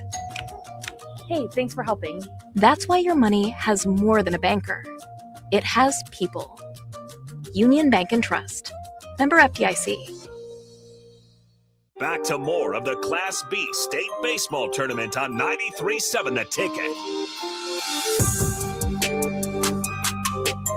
North on top of Omaha Skutt as we enter the top of the 4th inning. It will be the Wolves coming to bat as the visitors on the scoreboard. The 2 seed in Class B leads the number 1 seed. Same spot of the order, Nick, for the Wolves as the Skyhawks had to up to start last inning. It'll be 3, 4, 5, Asmus, Grabenstein, and Drever. feels big that Elkhorn North was able to keep Skutt off the scoreboard there in that inning, especially after as far as Smith hit that one after the walk. Yeah, I mean, what do we talk about all the time? What do good teams do? They keep applying pressure, relentless pressure, inning after inning after inning. We saw it earlier in this week. Skutt, for the most part, was applying pressure. It's that big blinding 5 spot in the top of the second that's been the difference. Take away those 5 runs, or even if you take away 4 of them, we're tied. I mean, like, this has a completely different feel in this Class B title game as we're waiting to come back from commercial break for on TV purposes here at Warner Park. But Austin, I mean, that's the thing. Now it's Elkhorn North's turn to potentially keep on applying pressure. You put up 5 in the second. You put up 1 in the third. Can you get another 1? Can you get 2? Can you get 3? Man, if this is a 9-2 game after the top of the fourth, it feels like it's out of reach almost. The Wolves have put up their crooked number. Yeah. With the way that Christo was throwing, with the way that Ringenberg just looked, you never feel comfortable against anyone in the state championship game with a long way to go. Elkhorn North might not need to score again, but they definitely don't need to add another crooked number. If they get 1 here, 1 there, add on every couple of innings, that's probably ought to be enough for the Wolves. Are you surprised we see Easton Elam back out there for his 4th inning of work? Somewhat, given that Elkhorn North seems like they've been seeing him pretty well.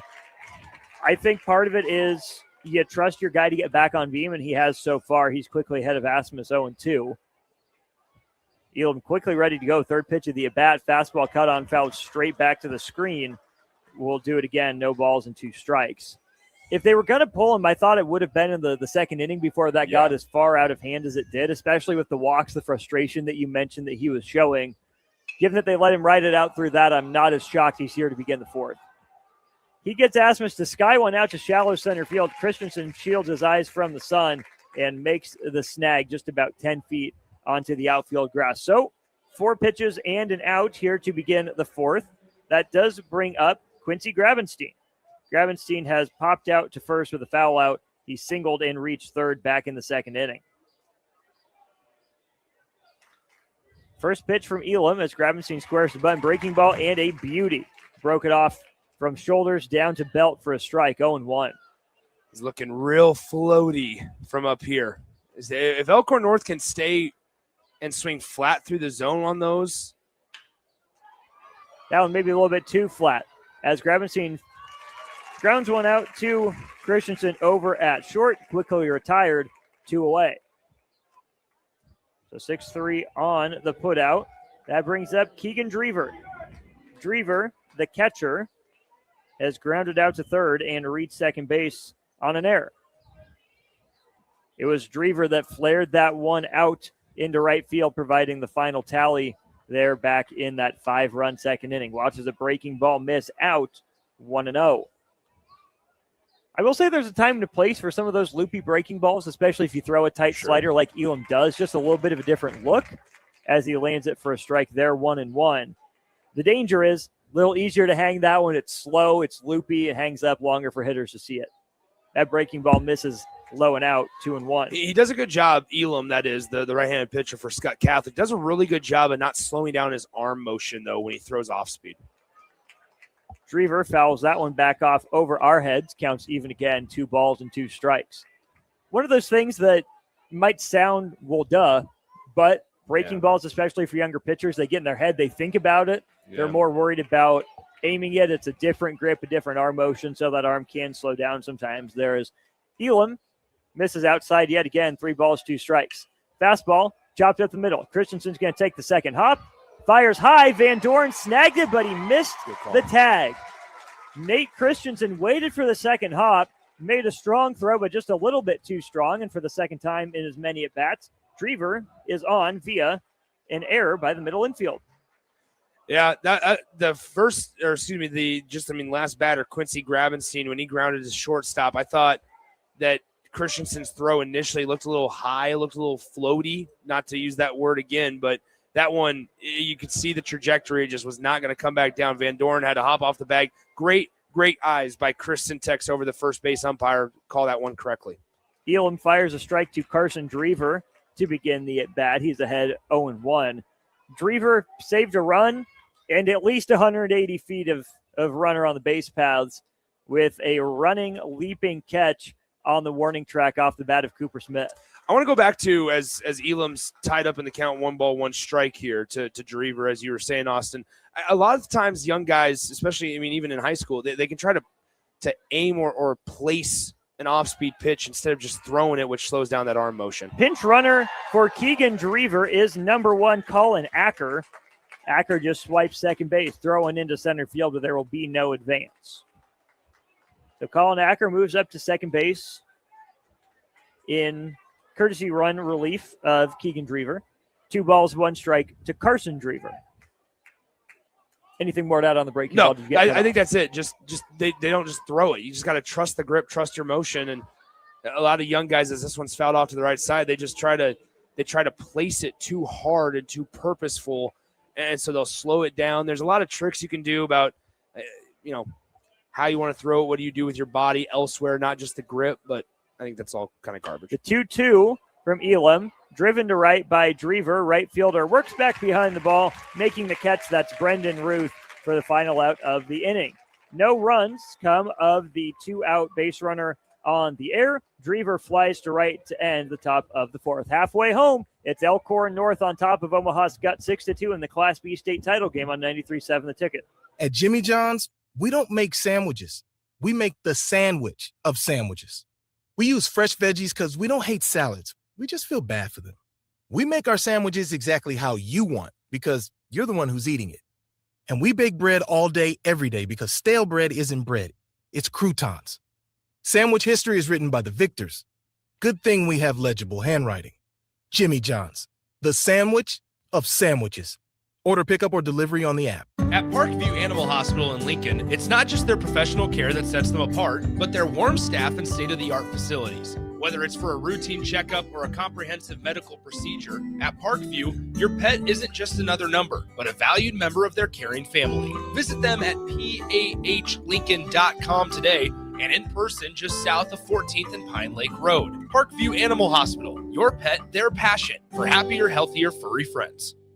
Back to more of the Class B State Baseball Tournament on 93.7 The Ticket.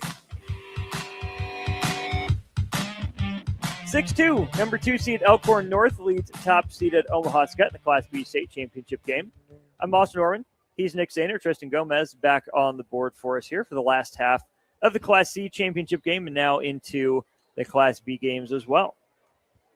Can't say it enough. Beautiful day for baseball. Probably could have gotten the games in yesterday, but given what these baseball skies look like, I can understand wanting to play in front of this picturesque blue with some wispy clouds above. Back on the mound for Elkhorn North, it'll be Garrett Ringenberg. Ringenberg came on in relief of Ian Christo and sat down all 3 batters he retired. For Omaha Skutt, it'll be 7-8-9, Easton Elam, Brendan Ruth, and Nate Christensen. Ruth just snagged the final out of the top of the 4th, and Christensen has had himself a busy day manning shortstop. Elkhorn North, 6 runs on 7 hits. I've been told that means something to the youths. Omaha Skutt, 2 runs on 4 hits. They also committed 2 errors.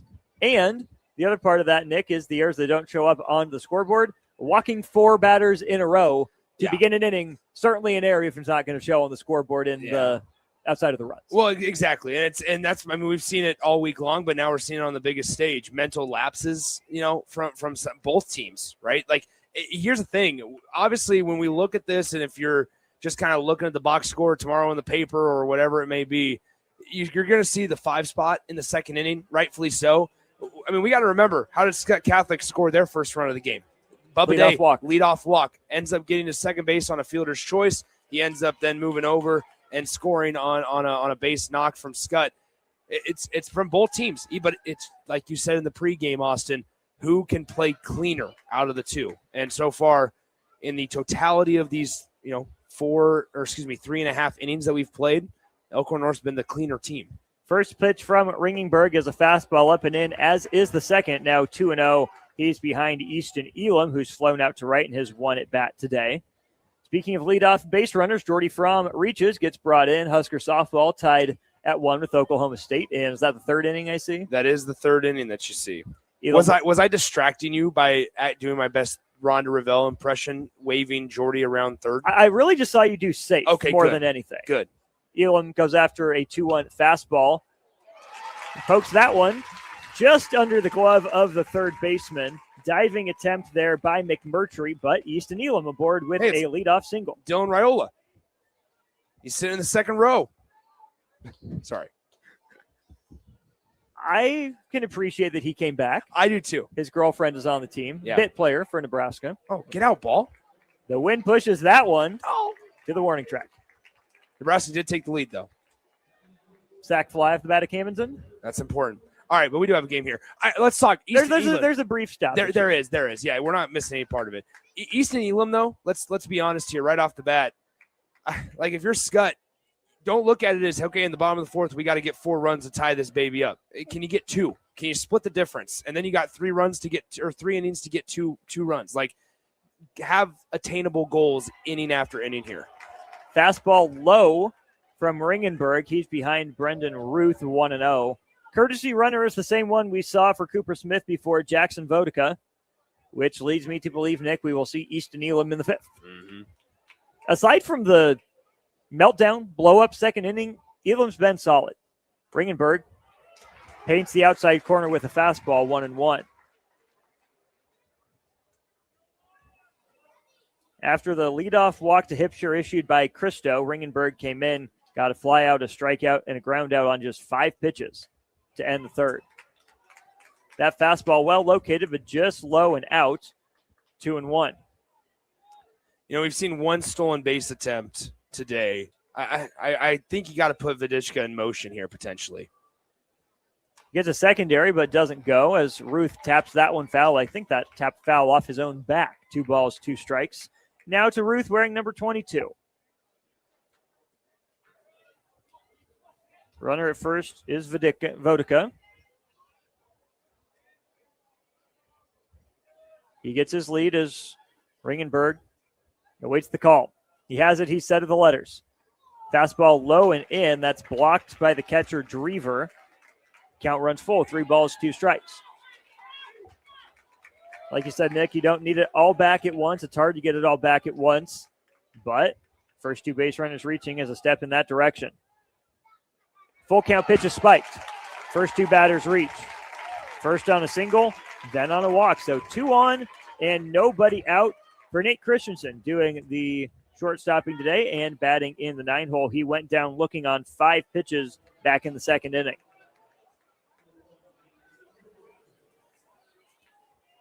Might be an unfair question to ask the Pius baseball graduate. Are you considering bunting here to get 2 in scoring position? You playing for a big inning? 9-hole hitter up. I think you square. Christensen does.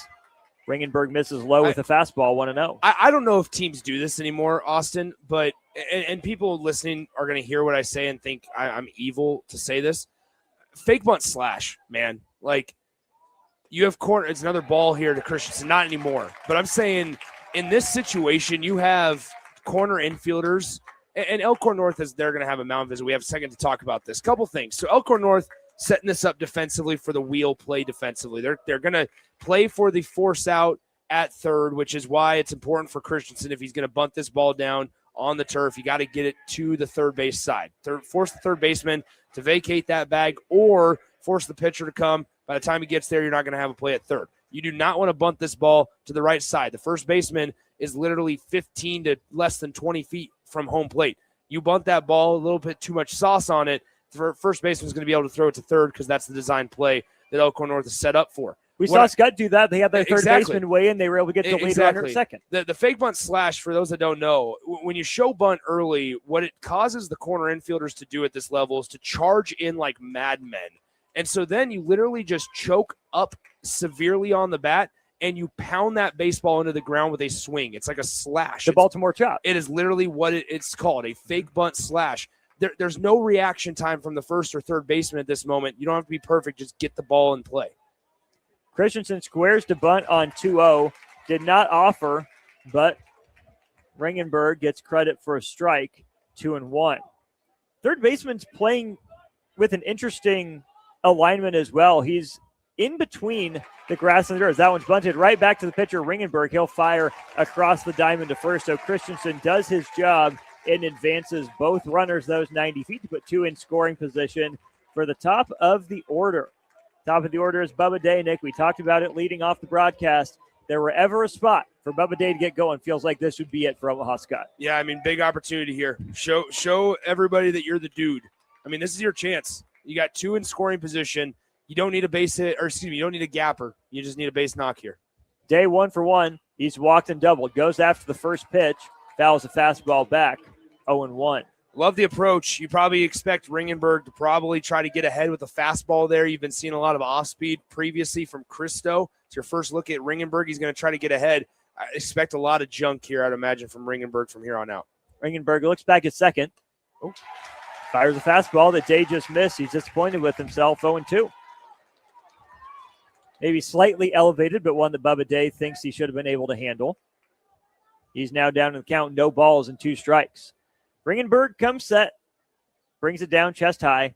Big leg kick. Day skies this one on the infield.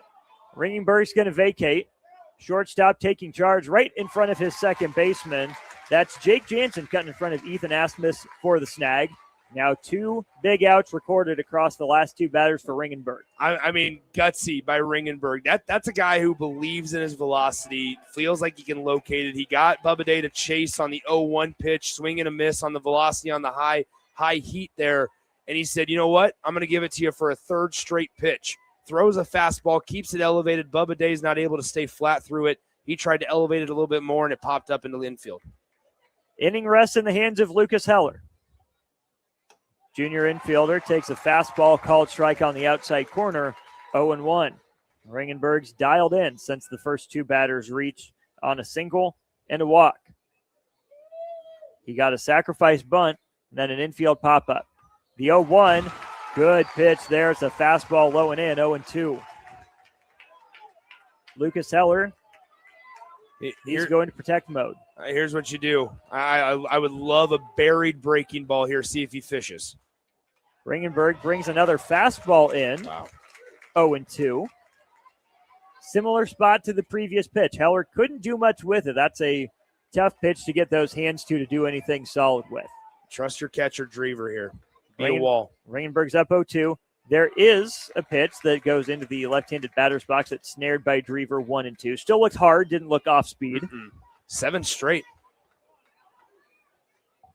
8 if you go back to the sacrifice bunt. Ringenberg set with the 1-2. Kicks and deals to Heller. Swung on. Fouled out of play. We'll roll it back. 1 ball, 2 strikes.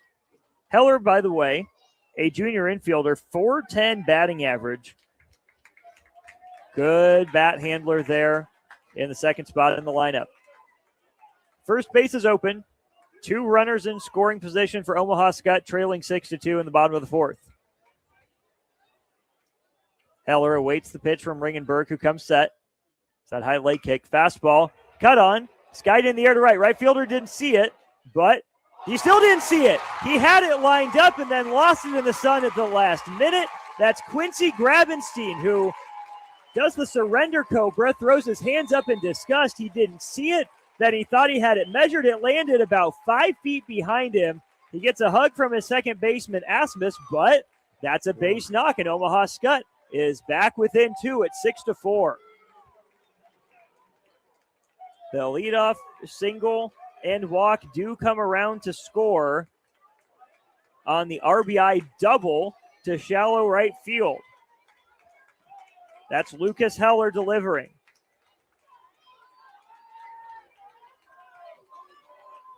So it'll be Ringenberg to face Sean Hipscher. Hipscher 0 for 1 with a walk today. Fouls a fastball back to the screen, 0-1.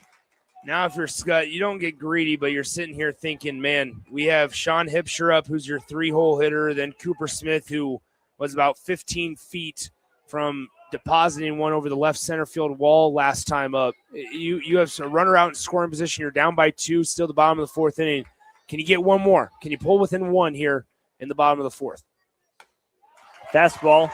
Good location for that one. Taken for a strike, 0-2.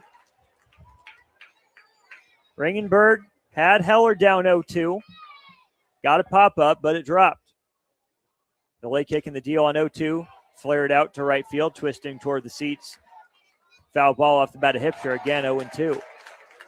Grabenstein he has the sunglasses, he has the hat, obviously. It just, you could tell he didn't get a read off of it off the bat. Then he overran it and had no clue where that ball was coming down. And that sun's coming directly in his face there behind the third base ends. That one's roped to the gap. That's back over Grabenstein's head. It's going to be down for extra bases and another run. Back-to-back 2-out doubles to right field. And just like that, Omaha Skutt is back within one. It's 6-5. So there you go. Now you're a base hit away with your cleanup hitter, Cooper Smith, from tying this game. And basically, and Easton Elam on the other side on the mound, it has been in his bag. As we told you, Smith drilled one to left field his previous time. That was a better swing there from Hipsher Nick than Heller got. Not a thing of beauty was the route there by Grabenstein. Even if he takes a good route, I'm not sure he gets there, though. It's hit pretty well. Ringenberg tried a breaking ball to start the at-bat to Smith. He left it up 1-0. Yeah, I don't think he gets there. He also is playing incredibly shallow. He had to turn and run, turn and burn. Ringenberg will step off. About called him Ringenstein. Yeah. The portmanteau of the two names. Ringenberg comes set. The long look back to second base. Swung on by Smith, popped up foul out of play, 1-1. You know, it's been interesting. We talked about the decisions, pitch selection for a guy like Ringenberg on the mound. He's been heavy fastball this inning, and that's a conversation. We were playing Skutt. They might just have that conversation of, hey, my goodness. That Cooper breaking Smith. ball just got pasted. Made it all the way to the concourse there on the fly down the third base line. But you know what I mean? Like, it's against teams like this and on a stage like this, you're not playing a team that doesn't chart pitches. You're not playing a team that's not paying attention to tendencies. I'm sure part of the conversation is jump on that fastball. Ringenberg's 1-2 fastball is up. Count even, 2 balls, 2 strikes. 2 outs in the inning, 3 runs across the plate for Skutt. Skyhawks, top seed in Class B, have drawn back within 1. Ringenberg's 2-2. Swung on, popped up over our heads. We'll do a second 2-2. Skutt has its crooked number. They scored 1 in the first, 1 in the second, now 3 in the fourth. Leadoff single and a walk right behind it led to a pair of RBI doubles. Breaking ball shoulder high, full count. How about that consistent pressure we talked about? Elkhorn North always, inflicting on Skutt. What's the Skyhawks doing right now in the bottom of the fourth? That exact same thing. Fastball swung on, back over our heads. We'll do it again, 3-2. Smith is locked in. Yeah. He's got his timing. Hit the fastballs pretty well, just missed these last couple and pasted the breaking ball foul down the line. Fastball up and in, ball 4. Cooper Smith draws a walk. That'll put runners on first and second with 2 outs. I'm not sure Cooper Smith was a fan of that pitch coming up and in close to his helmet there. He gave Ringenberg quite the look when he chucked his bat off to the third base dugout. Cooper Smith's going to have to stay in this game as the runner. They're not going to courtesy run for Cooper Smith. He almost did. Well, because Vodika ran for the pitcher Elam earlier in the inning. Ringenberg's first pitch, a breaking ball to Sadhoff. He missed that one up and in as well, 1-0. If I'm Sadhoff here, I am seeking heat. Fastball, attack, base knock, find a gap. That fastball runs up and in. Sadhoff plunked on the shoulder, and the bases are loaded. You mentioned Cooper Smith taking some umbrage with the fastball riding up and in. I don't think it's anything serious now as we have the second mound visit, I believe, of the inning here for Elkhorn North. So we will need to see a pitching change. There's been a Wolf pitcher getting loose. We'll step aside here for 90 seconds. Be back to tell you more on 93.7 The Ticket. Spring sports are here and it's time to upgrade your equipment. But don't go rushing to your big box store. Play It Again Sports is your place to go for all spring sports equipment for baseball, softball, golf, and disc golf. Play It Again Sports has quality, slightly to gently used equipment, and 50% of their inventory is actually new equipment. And don't forget, buying from them is a great way to get new products with great discounts by also bringing in your used items for store credit or cash on the spot. Play It Again Sports at 48th and Vine. Attention, Nebraska sports fans. Are you ready to take your skills to the next level? The Army National Guard is looking for leaders who are dedicated, driven, and ready to make a difference. Join up and gain invaluable experience while serving your country with a flexible schedule, competitive benefits, and a chance to build a strong future. Learn more at nationalguard.com/Nebraska.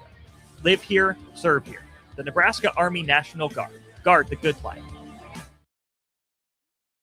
To fill up your car with E15, how about this? E15 can help you save big at the pump and save the planet by cutting greenhouse gas emissions. Any car 2001 or newer is approved. Speaking of good, it's made from corn, which is great for farmers.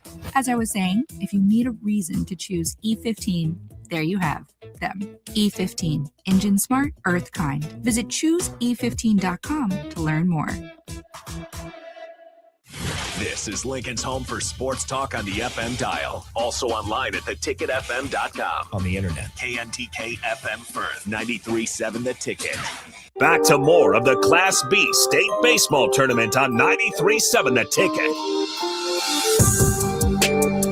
6-5, Elkhorn North leads Omaha Skutt. We're still in the bottom of the fourth inning. Bases juiced, 2 outs. I'm Austin Norman. He's Nick Stainer. Nick, who's on the bump for the Wolves? Yeah, Jack Settles coming in relief. He started the game on Monday for the Elkhorn North Wolves through 6 innings of one-hit baseball, allowed 2 walks, 8 Ks in the win, 7-0 over Platte Valley was the winning pitcher, through 80 pitches, 51 strikes of those 80 pitches.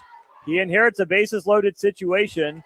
His team up just 1. His first pitch, a fastball that runs in on Charlie Diedrich, just missed clipping him 1-0. Settles, second on the team in ERA and in strikeouts. There's a fastball for a strike, 1-1. Diedrich today, lined to short and grounded to second. Breaking ball for a strike, 1-2. Settles a big, tall, lean body on the mound right now.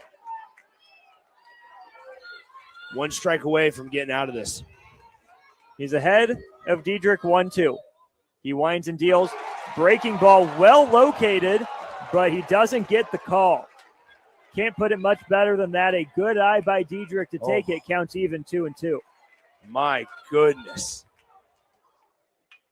Now this one shot just foul down the first base line. Still 2-2. That was pretty good. Pretty good breaker. Came back with the fastball. Diedrich, .355 batting average this year. A base hit would give Skutt the lead. I was just going to say, you're a base hit away from the lead. Or fastball in. Game's tied.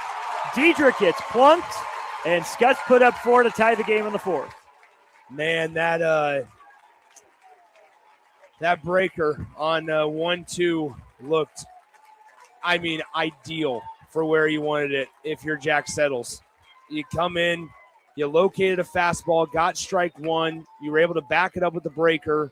He then fouls it off, and my goodness, you feel like you hit your spot, but we are tied in the bottom of the 4th, and now Skutt base knock away from leading by a couple. Hipsher trots home, and Elam swings through a fastball, 0-1. Elam started the inning off with a single to left. It just snuck under the glove of McMurtry. Breaking ball, same spot as that 1-2 pitch. He's not getting the call, 1-1. That's a really tough pitch to take. Looks good starting over the middle of the plate. Breaks to just off the plate. Tried it again, missed again, 2-1. That run, as well as the runners on second and third, will be charged to Ringenberg in the official score. As now it's 3-1. Settles is behind Elam. 1 pitch, 1 spot if you're Skutt. The 3-1, chopped down the third baseline and foul, full count. Bases loaded. Full count, 2 outs, bottom of the 4th. Omaha Skutt has struck for 4 to tie the game. Settles out of the windup. There go the runners. Let's do it again. Elam fouls it off.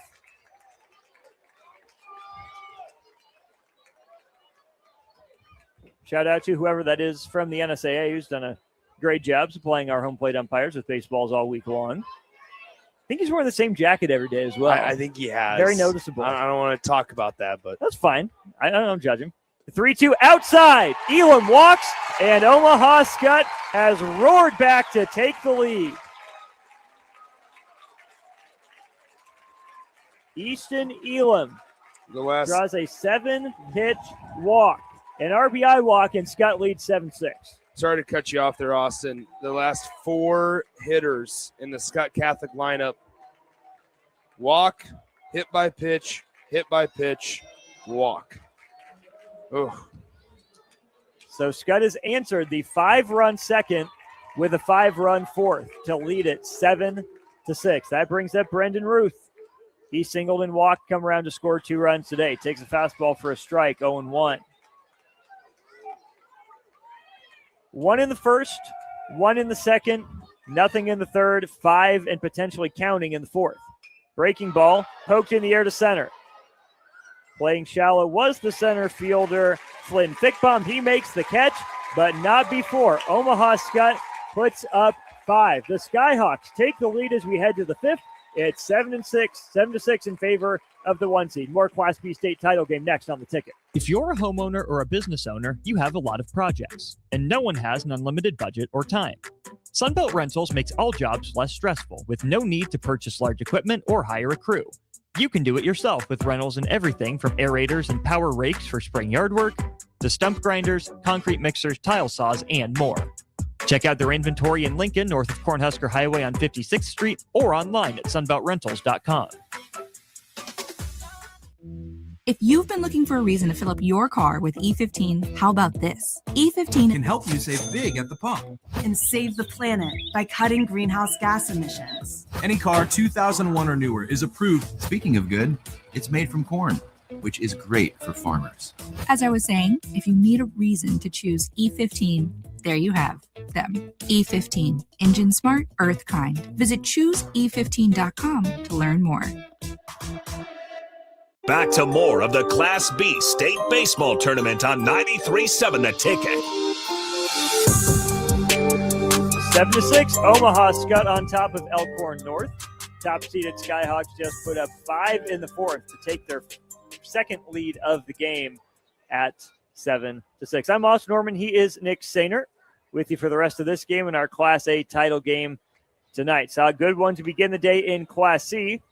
What appears to be the makings of an instant classic here in Class B, and an instant classic we had last year in Class A between Millard North and Lincoln East. Nick, 5 runs for Omaha Skutt. They score all of them with 2 outs. Elkhorn North had runners on second and third with 2 outs after Bubba Day was retired, and then things fell apart for the Wolves. Yeah, I mean, it did, and Ringenberg struggled to locate even the fastball, which was his kind of go-to pitch there, especially in the bottom of the 4th inning while he was still in. I mean, we talked about it, and I mentioned it there, to hitters 4, 5, 6, and 7 in that Scut Catholic lineup. The second time that they came around, there was a little bit of overlap there. Walk, hit by pitch, walk, in that order.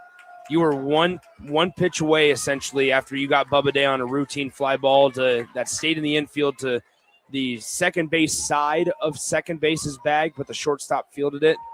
Then a double by Heller on the fly ball that was dropped. I mean, there's a lot. It didn't go as an error, but I'm putting that as an error because that's one you'd probably like to have back, and you're making a catch 9 out of 10 times. Have some defensive changes here for Skutt. It'll be Max Teeter on the bump.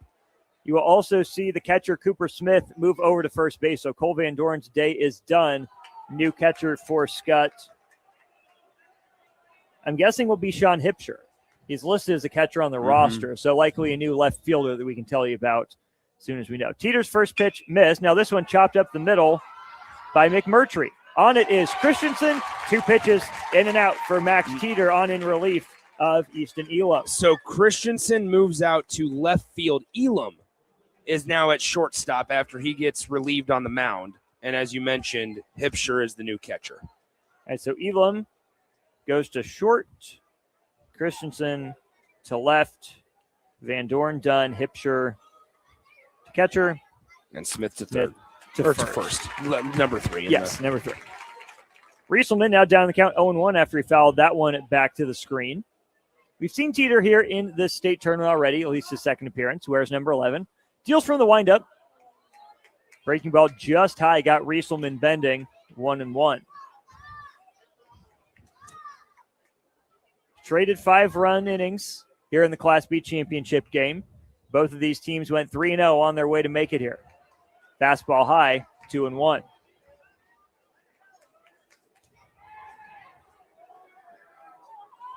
Rieselman today has walked and hit into a fielder's choice. Breaking ball. Rieselman didn't chase it, 3-1. 2-1 breaking ball, a sign of confidence in the stuff from Teeter. Looked sharp, looked to have the bite to it. Couldn't get Rieselman to bite. 3-1 chop back up the middle and through. Actually, it's cut off by the second baseman. Looked like it was going to sneak through. Good range over there at second base by one of the few positions that didn't change there in Lucas Heller, but either way, it's a single with 1 out for Rieselman. That brings up Flynn Fickbaum. Fickbaum today has walked, struck out, and scored a run. Fickbaum bats from the left side. Wears number 24. He's a junior. Sub 300 average, but a heck of a defender out there in center field. Teeter comes out with a deep breath. Fastball out, 1-0. You don't sense panic from that Elkhorn North dugout, Nick, even when Ringenberg didn't have the command of his stuff that he wanted. But you saw so much emotion from that side there in the second inning. Kind of feels like they need a spark to be rekindled here as Fickbaum fouls a fastball back to the screen, 1-1. Which we've seen that a couple of times, though. I mean, Skutt, frankly, in the bottom of the fourth needed a spark. And how did it start? It was a leadoff single by Easton Elam at the plate, and then it was, all the 1 or 2 walks in a row, 1 or 2 free passes or a mistake by the opponent consecutively. That's all it needs. Counts even to ball and a strike. Teeter delivers a fastball just up to Fickbaum, 2-1. Apply that pressure. 1 out base runner for Elkhorn North is Charlie Rieselman. He's at first base today. Fickbaum's in center field. He stands in that left-handed batter's box now. He's going to step out and take some time as it took Teeter a minute to get the pitch call. He has it. He's ready to go with the 2-1. Taken out, 3-1. So after a ground out to shortstop, Charlie Rieselman single. Now Flynn Fickbaum is ahead of Max Teeter in the count, 3 balls and 1 strike. Teeter set, kicks and fires. Fastball waved at and missed by Fickbaum, full count. Nick, what would you tell Fickbaum with this swing? It just looks so I think he's trying to elevate it. He's trying to elevate it too much. He's not getting that front side down. With his speed, something on the ground has a decent chance of being a hit. The 3-2, runner goes, pitches inside, it's a walk. Wasn't inside by much. Hipsher came up ready to throw, but after the ground out, the next 2 have reached. Tying run in scoring position now for top of the order, and Connor Werdeman, who's 2 for 3 with a pair of RBI singles.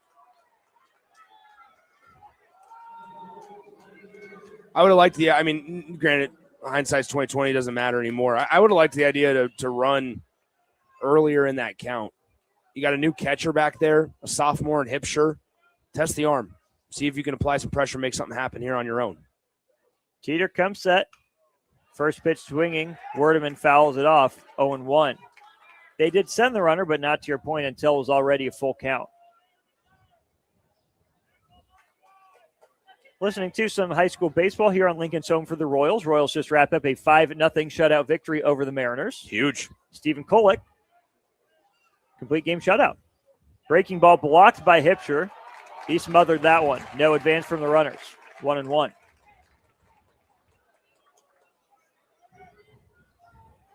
We're here in the 5th inning. It's 7-6. Omaha Skutt on top of Elkhorn North. How about this, Nick? First complete game shutout for a Royals pitcher since a guy that has pitched for both of our teams within the last 3 years.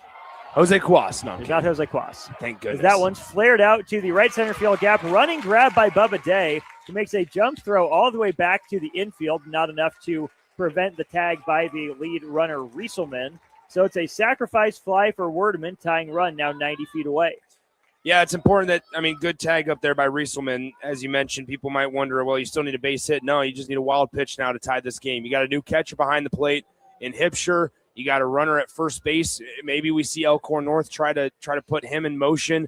It's a mistake by Skutt, a wild pitch. Something gets away from Hipsher. Be aggressive. Be okay with being a little aggressive here in the top of the fifth, I think. These are two pretty fundamentally sound teams, but hijinks have ensued. Yeah. Sometimes in high school baseball, I would not be shocked to see the runner Fick bomb in motion. He goes first pitch. Hipsher is just going to let him trot down to second base. So there's the go-ahead run now in scoring position for Jake Jansen. Jansen today has singled, lined to second, and flown to center. The answer, by the way, the last complete game shutout for Arroyo, Brad Keller. Wow. Back in September of 2020. Teeter gets Jansen to tap it right back to him. 2 steps and underhand flip, and Max Teeter as fired up as he can be. He strands 2 runners. Skutt maintains its 1-run advantage as the Skyhawks come to bat in the home fifth. We'll tell you about it next on 93.7 The Ticket.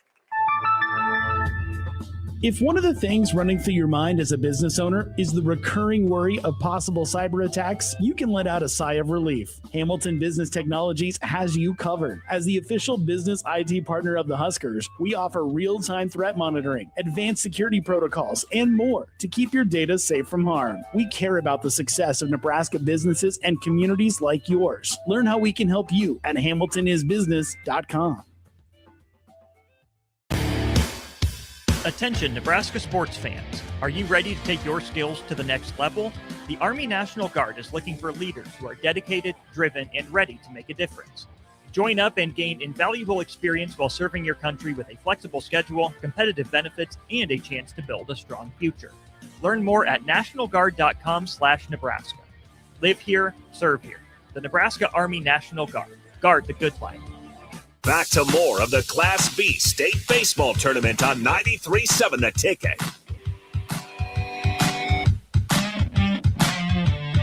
7-6, Omaha Skutt leads Elkhorn North as we head to the bottom of the 5th inning. Due up for the Skyhawks, it'll be 9-1-2. Nate Christensen, who started the day at short, moves to left. Bubba Day, who's in center, and Lucas Heller, who's at second base. Skyhawks keep Elkhorn North off the board in the 5th. After they had scored 5 in the 4th inning. Christensen today has struck out looking and sacrifice bunted. This time he shoots one back up the middle. It'll be a first pitch infield single for Nate Christensen to lead off the home 5th. He's looking for a fastball out of the hand of Jack Settles. Got it. Nearly clipped him. Again, good hustle by a middle infielder. This time it's Ethan Asmus to get there and keep it on the infield. But Christensen is still aboard with the leadoff single. That brings up Bubba Day.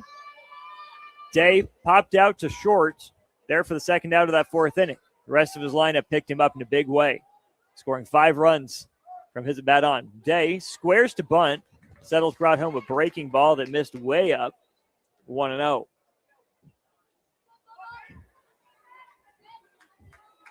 Bubba Day this season, .450 batting average. He's just a junior, too. Day in that right-handed batter's box. He waits the pitch from Settles. Fastball taken outer edge. Day doesn't like it, but it's called a strike, 1-1. Christensen runs pretty well over there at first base. Skutt leads it by 1 here in the bottom of the 5th.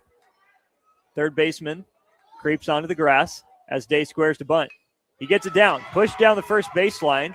Over as the pitcher Settles, bobbled it for a moment getting out of his glove, but had plenty of time to get Day over at first, 1 away. That brings up Lucas Heller. Heller hit the first RBI double last inning.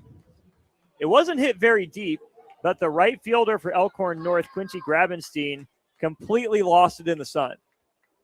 Shadows beginning to lengthen out here at Warner Park, but he will be in the sun the remainder of this game. Heller's 1 for 3 with that 2 RBI double. He's also struck out and grounded to short.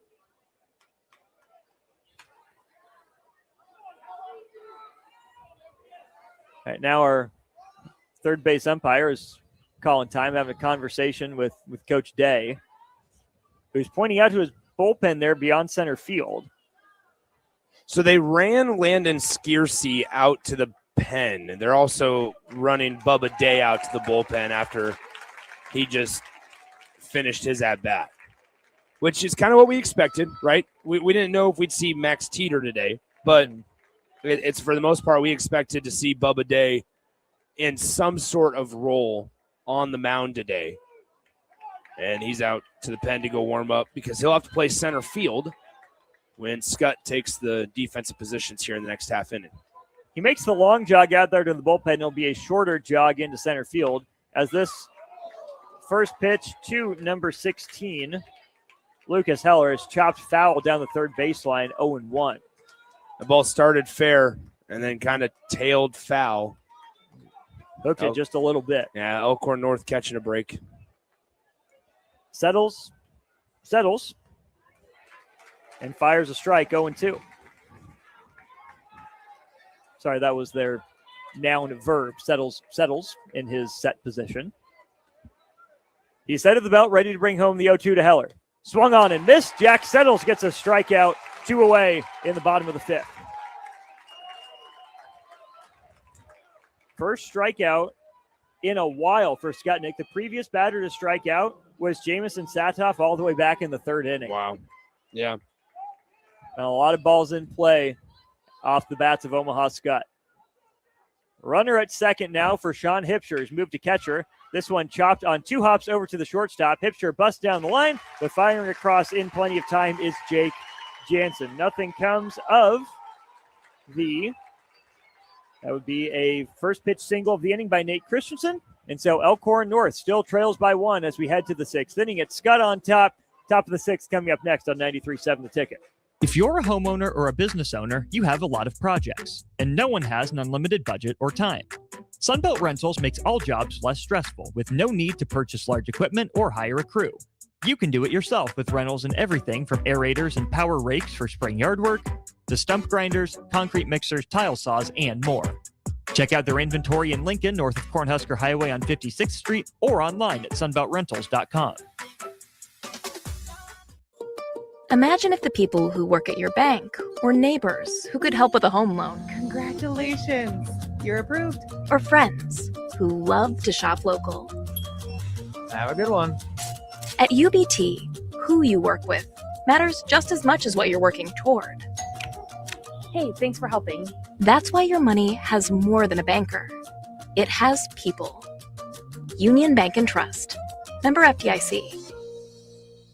Back to more of the Class B State Baseball Tournament on 93.7 The Ticket. 7-6, it's a 1-run ball game here at Warner Park between Omaha Skutt and Elkhorn North. Back on the mound for the Skyhawks is Max Teeter. I'm Austin Norman with the call of the 6th and 7th innings. Here's Nick Sainert. Thank you, Austin, as we are here in the Class B State Championship game. An update from Bolin Stadium. Nebraska softball. Hannah Core just deposited a solo home run over the left center wall, and Nebraska now leads Oklahoma State 3-1.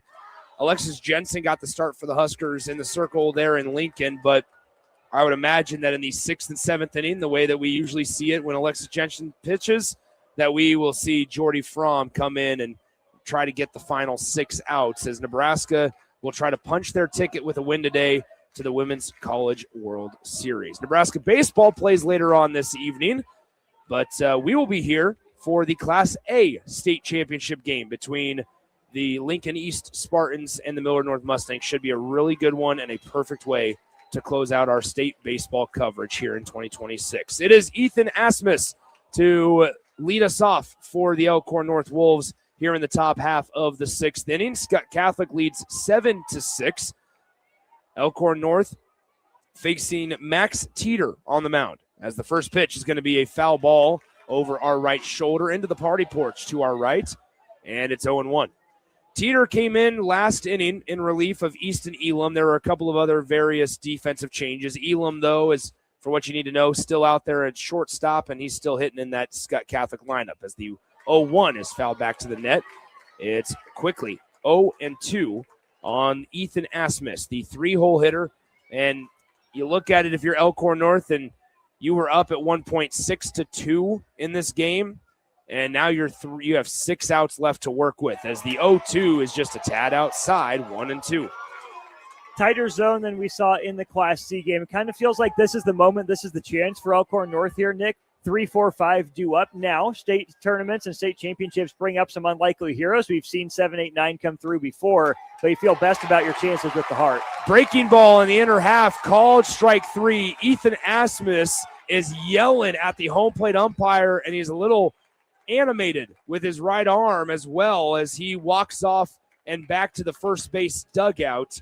He let the home plate umpire, Zach Lutz, have a piece of his mind en route back to the dugout, and with 1 out is going to bring up Quincy Grabenstein. So a backwards K for Teeter on Ethan Asmus, as now it is a first pitch ball to Grabenstein, 1-0. Haven't seen many of those front door breakers here in this Class B state tournament. Saw it quite a bit in Class A. That was a really nice spot for that breaker for the backwards K. 1 ball, no strike to pitch. Fastball, and it's fought off foul to the left side. It's even at 1-1.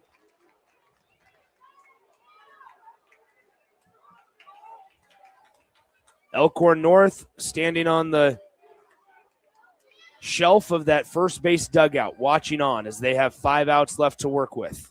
The 1-1 stays outside. It's 2-1. And that's where you start to press, and the best teams are able to handle the pressure a little bit differently and better. Is you're standing in that dugout, and before you even realize it, before you blink, you only have a couple of outs left to work with. The scoreboard says it's 2-2. I have that it's 3-1. Yep. As the 3-1 pitch is in there for a called strike 2. And Nick, this is the issue. Not in a bad way necessarily, but you're seeing the emotions really come out for Elkhorn North. It was great for the Wolves when they were scoring 5 runs in the second inning and taking control. Now that they're down, you're seeing those big emotional swings the other way. Being able to ride the wave and manage it effectively. Should the umpire take that into account? No, but he's human. He probably does. Breaking ball stays upstairs, and it is ball 4. And so a 1-out walk for Quincy Grabenstein to bring up the 5-hole hitter, Keegan Drever. He is the catcher for this Elkhorn North Wolves squad. He hits from the right side as Grabenstein, the right fielder, is over at first base. The first pitch is a breaker across the heart of the plate for a called strike, 0-1. Millard North in the building. They're over on our first base side. We have yet to see Lincoln East show up to Warner Park just yet for that 7 p.m. first pitch. Here's the 0-1, just outside. Same exact spot that got Grabenstein a called strike 2 last at-bat is called a ball here for Keegan Drever. And that's fine. But that's where we're at right now with Zach Lutz behind the plate. The 1-1. Runner goes. This one line to the shortstop. It's going to be an easy double play as it is a floater over to the first base bag.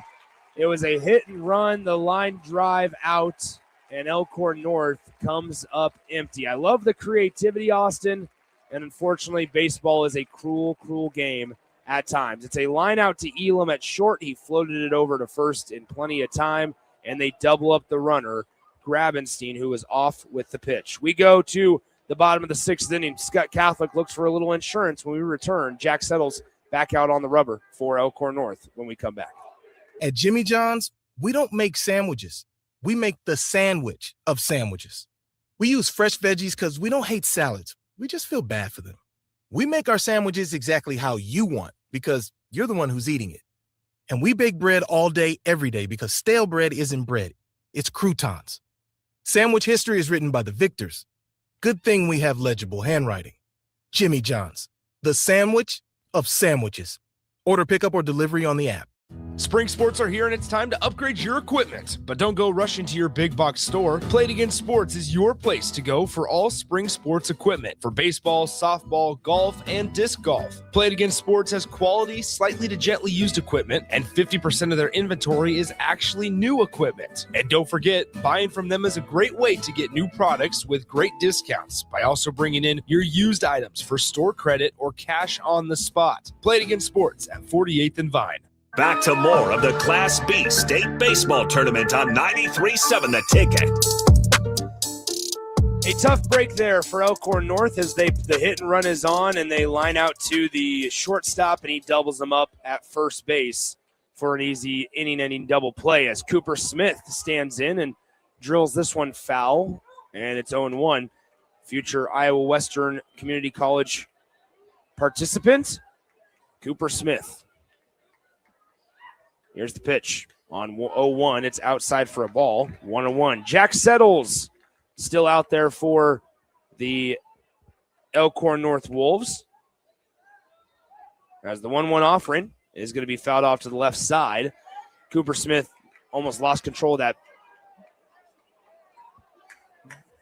bat on a moment, but I also was distracted because there's two balls in play right now. You had the on-deck circle. You had the on-deck hitter chuck it back to the pitcher, Settles. The home plate umpire, Zach Lutz, threw a new ball to the pitcher as well. And then as the shortstop grabbed the extra ball, he tried to throw it back to the catcher, threw it to the backstop. All right, we're ready to play 1-2 pitch. Breaking ball swung on, drilled left side, yet foul again.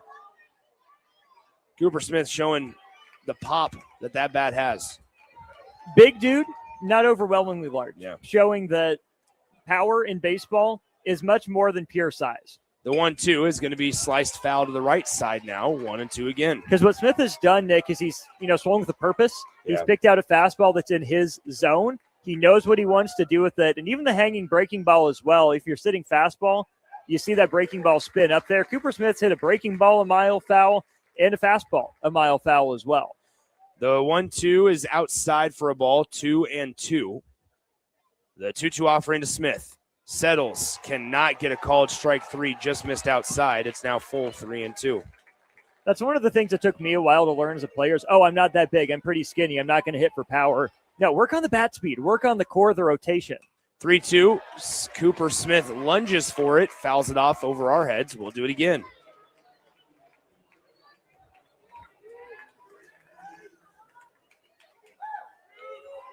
The 3-2 pitch. Swung on and missed. Jack Settles wins the fight. And Cooper Smith goes down on strikes for out number one in the bottom of the sixth inning. So a nice job there by Jack Settles to get Cooper Smith down for out number one. That brings up Jamison Sadoff, the DH. Jamison so far today. He singled back in the first and then reached on a hit by pitch. He also struck out looking back in the third.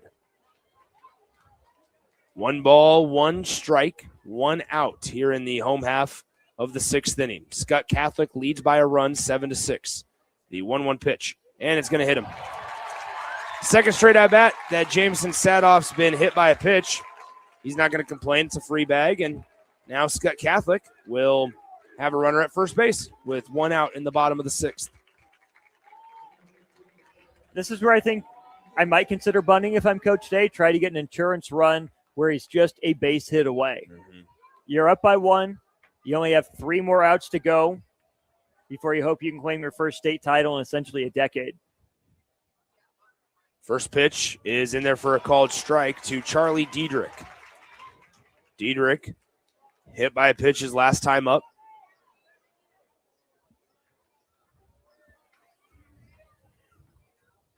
The 0-1 pitch from Jack Settles. Fastball, low and away, ball 1. Nick Sainert, Austin Norman with you here at Warner Park. Tristan Gomez back in our 93.7 The Ticket Studios. We will, at the end of this one, send it back to our ticket station for an extended break as this 1-1 pitch is a shallow pop fly. Shortstop ranges back, and he's able to haul it in for out number 2, F6 on the fly out. And then at about 6:55 on the dot. We will bring it back out here to Warner Park or so and have the Class A state championship game for you. Millard North and Lincoln East. That's a rematch of last year's. Lincoln East was victorious last year, trying to go back-to-back in 3 of the last 4. Breaking ball, first pitch to Easton Elam is in there for a called strike, 0-1. Millard North trying to avenge what happened last year. 2 young budding programs. We've seen Lincoln East come to flower, but Millard North, year 3 under Coach Levac, back-to-back state championship appearances is pretty impressive. The 0-1 is outside for a ball, 1-1. 2 outs here in the bottom of the 6th inning. 1 run in the 1st and 2nd inning, 5 in the bottom of the 4th for Scut Catholic as Elam swings and fouls it off to our right side. It'll be 1-2. For Elkhorn North, 5 runs they scored in the top of the 2nd, 1 in the top of the 3rd, and then they've been blanked since then. The 1-2, low and away for a ball. We're even 2-2.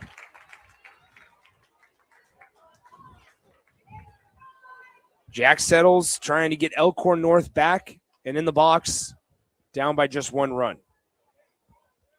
2 balls, 2 strikes, 2 outs. Here's the pitch from Settles. Outside, ball 3, we're full. Brendan Ruth stands on deck. A senior.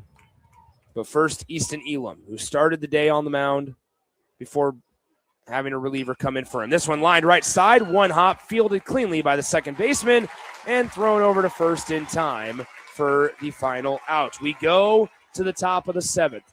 3 outs away. Do we see Bubba Day, the future Florida State Seminole, on the mound to close it out? We'll find out when we return. It's the 6, 7, 8 due up in the Elkhorn North order when we return in 60 seconds on 93.7 The Ticket. At DWE Generations, having a plan matters, especially when it comes to protecting what's most important. They work with individuals, families, and business owners to help make smart financial decisions that support life today and set the foundation for generations. David Darlington, Russell Walton, and Cody Eiler bring decades of experience, and their dedicated team provides follow-through, answering questions, explaining next steps, and staying connected as life evolves.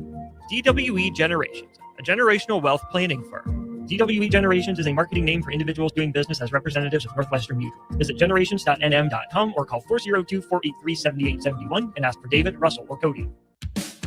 Hey there, this is Paul Scheel, owner of High Electric.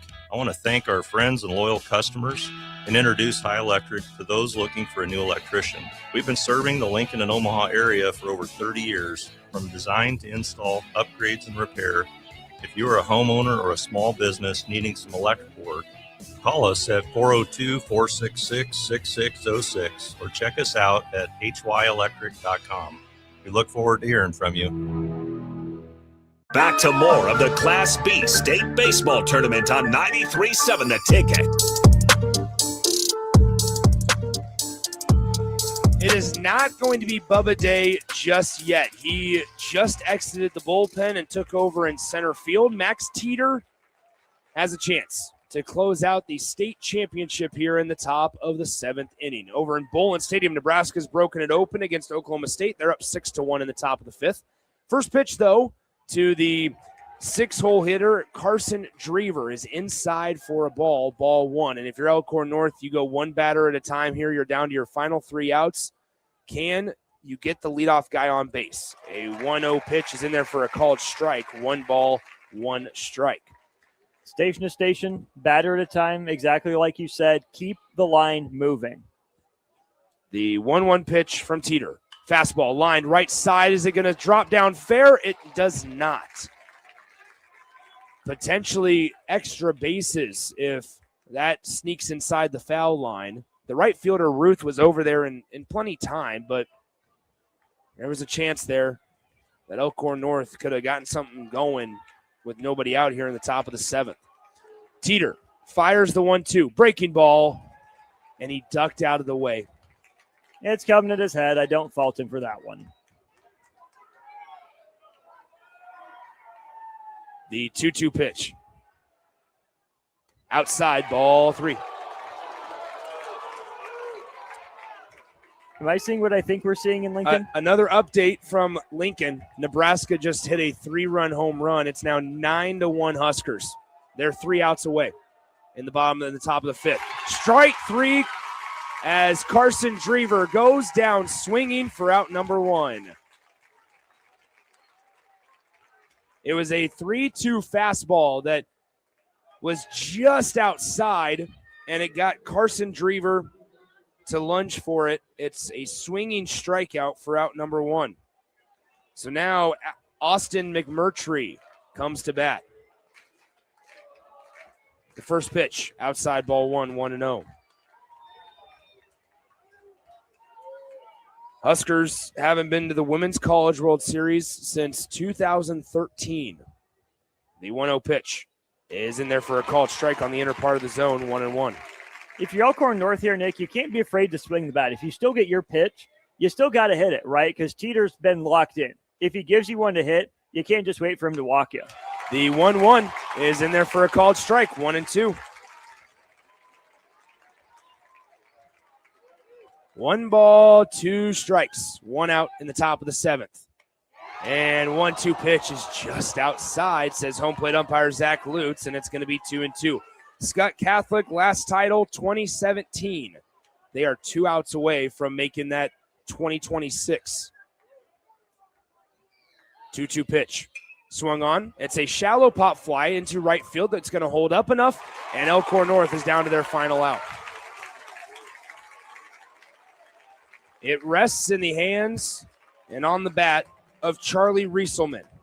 Charlie singled his last time up. He ended up being stranded at third back in the 5th inning. He reached on a fielder's choice back in the 3rd, came around to score, and also walked in the 2nd. Max Teeter on the bump. Here's the first pitch. It's outside for a ball, 1-0. Elkhorn North won the title in 2023 and 2024. Skutt looking for their first since 2017. They're 1 out away. The 1-0 is in there for a called strike, 1-1. Elkhorn North was up 6-2 going into the bottom of the 4th inning, and they allowed 5 runs. The 1-1 pitch swung on and fouled off, and we are 1 strike away from Scut Catholic hoisting the trophy. You're going to hear Scut Catholic's fans rise to their feet here at Warner. A beautiful afternoon for baseball. Here in the Class B title game, the 1-2 pitch from Teeter. Swung on, lined, and we are not done yet. It's a 2-out single for Charlie Rieselman. Not done yet. Good simple piece of hitting. We are going geared up for the fastball. We're going to have a pinch hitter. It'll be number 13, Hunter Erickson, a junior, hits .406 coming into the state tournament in 32 at-bats. We also have an offensive timeout as Rieselman will jog over from first base and talk to head coach Anthony Dunn. The wind has shifted. It was earlier blowing directly out to right field. Now it is slightly blowing in from right field. It is completely shifted here at Warner Park. There are 2 outs here in the top of the 7th inning. It's 7-6 Scut Catholic. Elkhorn North, 6 runs on 9 hits, no errors. Scut Catholic, 7 runs on 8 hits and 2 errors committed by the Skyhawks today. Here we go, folks. It is a pinch hitter. Hunter Erickson swings from the right side against Max Teeter. Runner at first. And first pitch, the at-bat to Erickson is a strike on the outer part, 0-1. Erickson digs in. Runner at first is Charlie Rieselman. The 0-1 offering from Teeter. Swung on and fouled off, and yet again, we are now 1 strike away. Skyhawk faithful rises to their feet on the third base side here at Warner Park. Elkhorn North trying to make some noise and get into the mind of Max Teeter on the bump. The 0-2 pitch from Teeter. Lifts the leg and fires. And it's outside for a ball, 1-2. He went with the heater. Missed it. Just like he did with 2 strikes there to Rieselman. You can tell Teeter's feeling himself right now, as he should be 1 strike away from a title. Cooper Smith is at first. Lucas Heller manning the station at second. The pitch. Low and away in the dirt. Ball 2. Easton Elam, who started the game on the mound for Skutt. He resides at shortstop. And at third base for the Skyhawks, it is Charlie Diederich. They surround the infield, and pitcher Max Teeter, who's 1 strike away. The 2-2. Just outside. Ball 3. Ooh. The catcher has his mask off, Sean Hipsher, having a conversation with home plate umpire Zach Lutz. Off with the pitch will be Rieselman in the Class B championship. Hunter Erickson, the pinch hitter, digs in from the right side. The 3-2 pitch with 2 outs in the top of the 7th. Outside, ball 4. Max Teeter looks at Damon Day in that Scut Catholic dugout and says, I'm good. We're good. He dabs up Cooper Smith, the first baseman, and we are going to have a conference on the mound. It is not Damon Day, though, so I would be surprised if we see a pitching change. Wasn't it bad by Erickson to come in off the bench against a guy like Teeter who's been pitching really well? Good stuff, good velocity and location through his inning plus inning and 2/3, I guess, at this point for Teeter. Come in and work that at bat to not get overwhelmed by the emotions of coming in a pinch hit situation like that. That's heck of an at bat. And for Teeter, it seemed like he was maybe just a little bit too amped up. He could feel the state title within grasp, maybe overthrowing, yanking the ball a little bit outside on each of those last 3 balls. So now, remember, Bubba Day, who's out at center field, is warmed up and ready to go if his name is called. They're going to keep Teeter in the game. The lineup will now turn over. Connor Werdeman, the sophomore, hits in the 1 spot for Elkhorn North. He's 2 for 4 today with a couple of RBI and a couple of flyouts to center field. Max Teeter, the right-handed pitcher, is still on the bump. Runner at first and a runner at second. A base hit might tie this game here in the top of the 7th. Scut Catholic has been down to their final out for the last 2 batters, but Teeter has surrendered a base hit and a walk. The first pitch of the at-bat to Werdeman. Swung on and missed. It's 0-1. Nice slider that was placed well, low and away, hooking away from the righty Werdeman, and he flailed and missed. No balls, 1 strike, 2 outs in the top of the 7th inning of the Class B title game. Coming set at the letters is Teeter. This one swung on. It's going to be down in the gap in left center field. Elkhorn North has tied it. They're going to wave the next runner around third. It's cut off by the third baseman, and Elkhorn North takes the lead in the top of the 7th inning on a 2-out RBI double from Connor Werdeman. Wow. What a rip. What an inning.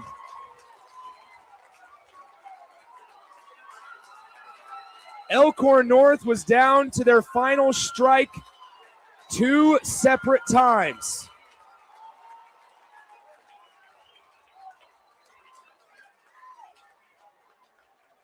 Elkhorn North has called an offensive timeout, and they're going to swap the third base coach and head coach. Anthony Dunn is going to go in the dugout and have a message to some of his guys. He asks his first base coach to go take over responsibilities at third, and they've called a bench coach out to be the first base coach. Anthony Dunn is having a message in the middle of an inning to the guys that are going to take out the field in the bottom of the 7th. I've never seen this before.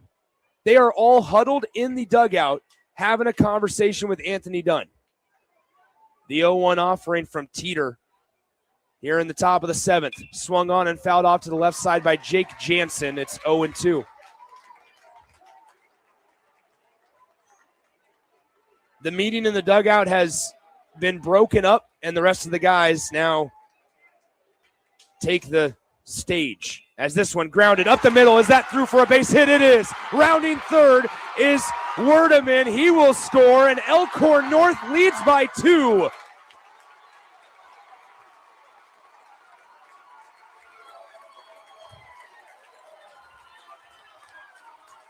A 3 spot in the top of the 7th inning. Finding any way possible to pass the baton, the Wolves have taken a 9-7 lead here in the Class B title. Nick, that's 3 out of the last 4 batters. Scott's been 1 strike away. Teeter's been unable to locate that 2-strike pitch. It didn't hurt him the first time necessarily. Second time, okay, you're teetering, for lack of a better word. And now back-to-back hits. 2 outs still as this one grounded left side. Nice diving stop by the third baseman. The throw across the diamond can't be picked. What a diving stop by the third baseman, Charlie Diederich. A full extension. He had to rush the throw, and Cooper Smith unable to dig it out of the Warner Park surface.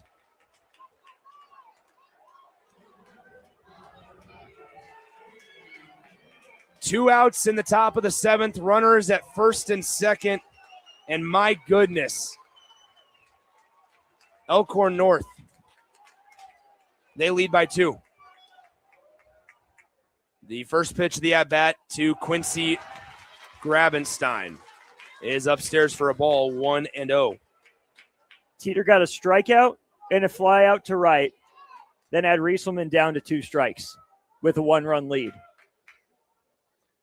The 1-0 offering. It's in there, called strike. You can hear a pin drop in that Scut Catholic dugout and on that third base side here at Warner Park. Pure elation from the first base side of Elkhorn North supporters. 1 ball, 1 strike. The pitch swung on. Fairly routine out to center field. Bubba Day camps under it, and we go to the bottom of the 7th.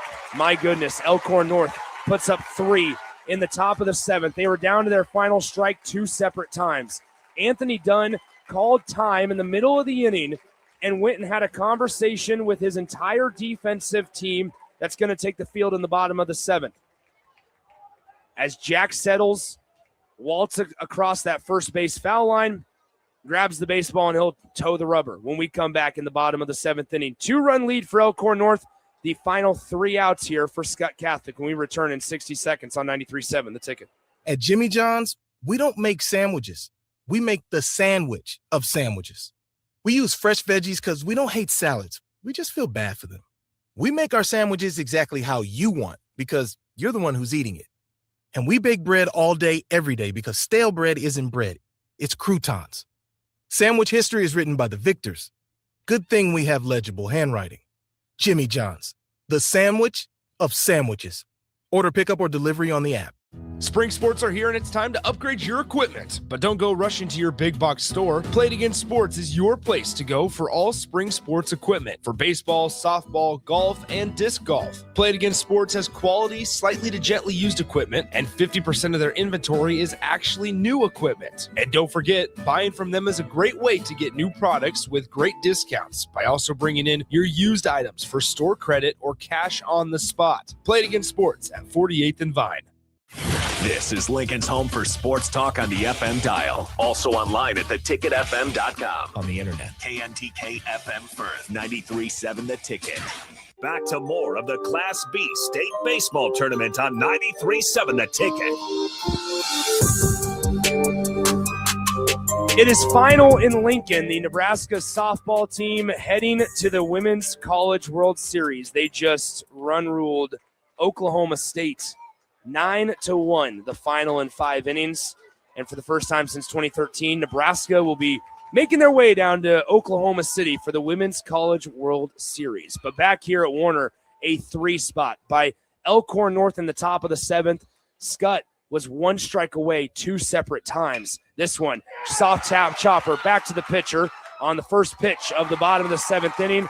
And it's a out in time for a 1-3 ground out for out number 1.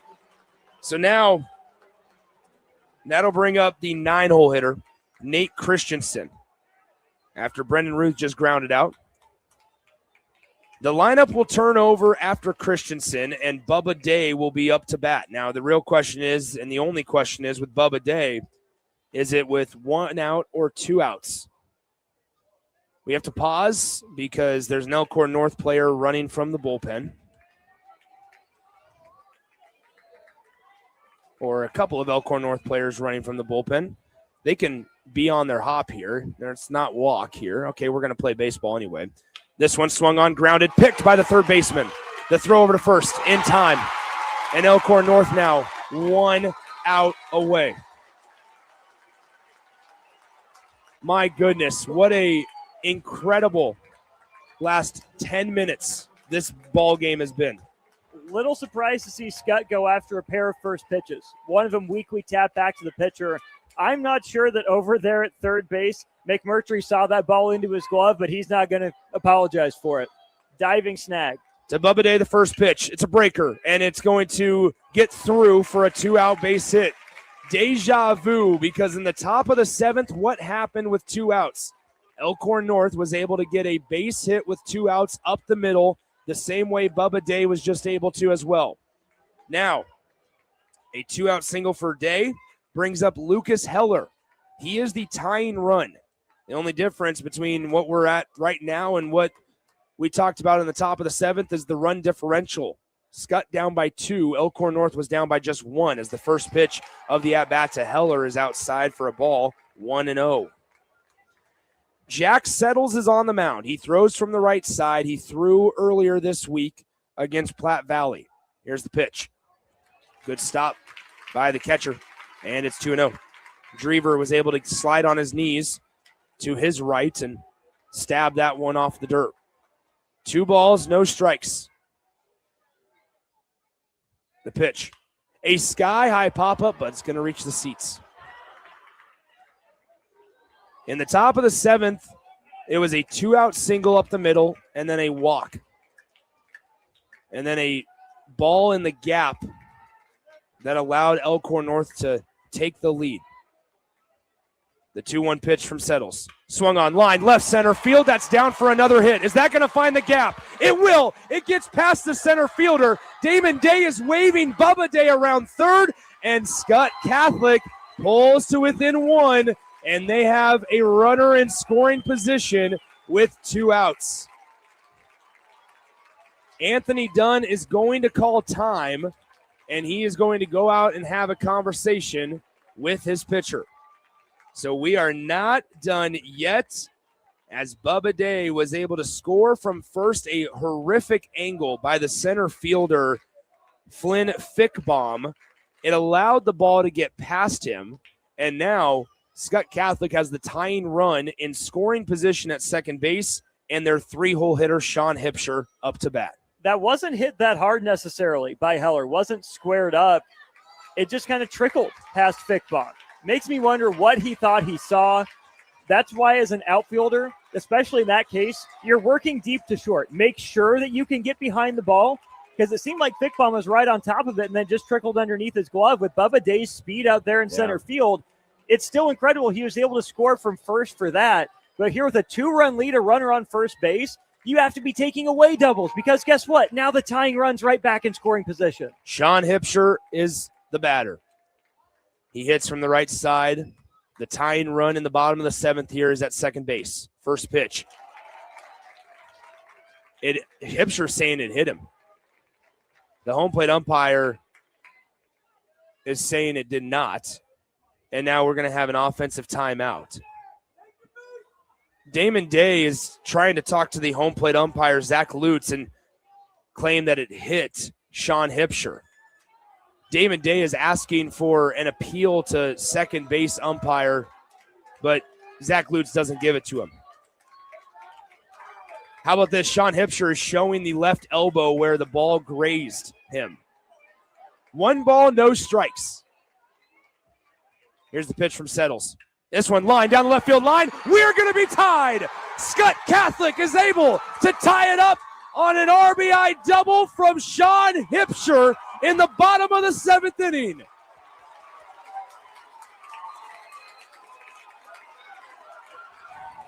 Back and forth we go. What a piece of hitting there by Hipsher. Might have grazed his elbow. He wanted his free base. I'm sure he'll settle for taking 2 bases and an RBI game-tying double instead. And now we will have a pinch runner. It's going to be Vidichka out there at second base since Hipsher is now the catcher. And how about this? They are going to intentionally walk Cooper Smith as he shrugs his shoulders, looking at the Elkhorn North dugout. And now stepping up to the plate, it is the designated hitter, Jamison Sadoff. My goodness, what a ball game. It was a 7-6 Scut Catholic lead going into the top of the 7th inning. Elkhorn North scored 3 in the 7th. Now in the bottom half, Scutt's tied it up with 2. The winning run in the state championship is at second base, and the first pitch is swung at and popped up. The pitcher, Jack Settles, is able to haul it in, and we are going to extras here at Warner Park in the Class B state championship game right here on 93.7 The Ticket. Empower a child today with the Teammates Mentoring Program by building a relationship based on strengths and chart a brighter future 1 week at a time. Find out how you can be a mentor by visiting LincolnTeammates.org. Become what you needed as a kid by joining the Teammates Mentoring Program today.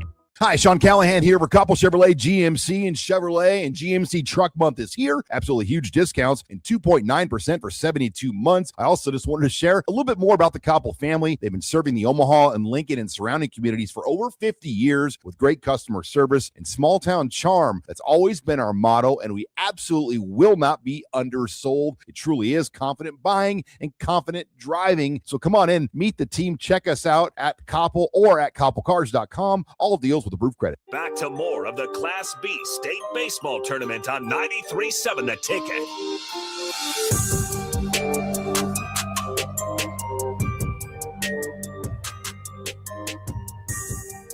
We have a new arm on the Scut Catholic mound.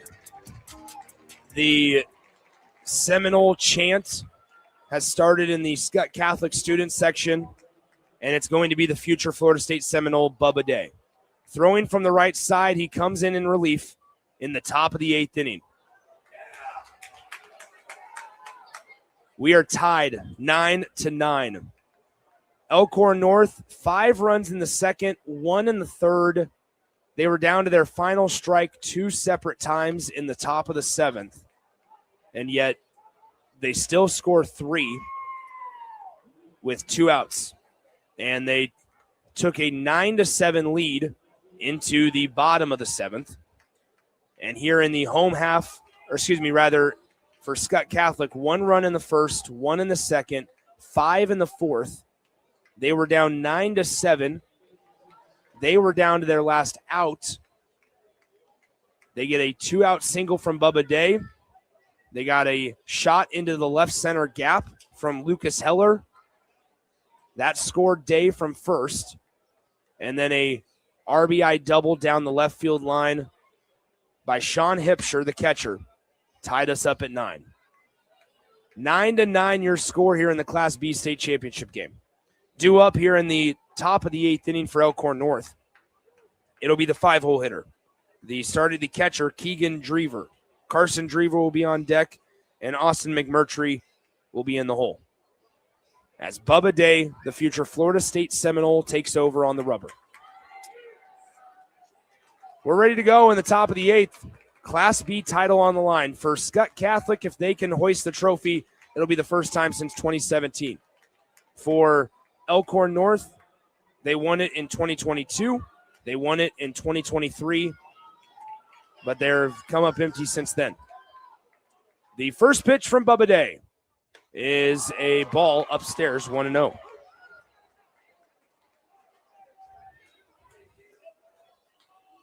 One ball, no strikes. Here's the pitch from Day. It's in there, called strike, we're even. We flash back, Nick, how Pius was able to be successful against Bubba Day. Number one, coming off a layoff, a little bit rusty. Hasn't pitched since then, but you play small ball, right? Don't try to do too much against the velocity and the break that he has. Just get bat to ball, put it in play, put the pressure on Skutt. The 1-2 offering from Day. Swung on and missed.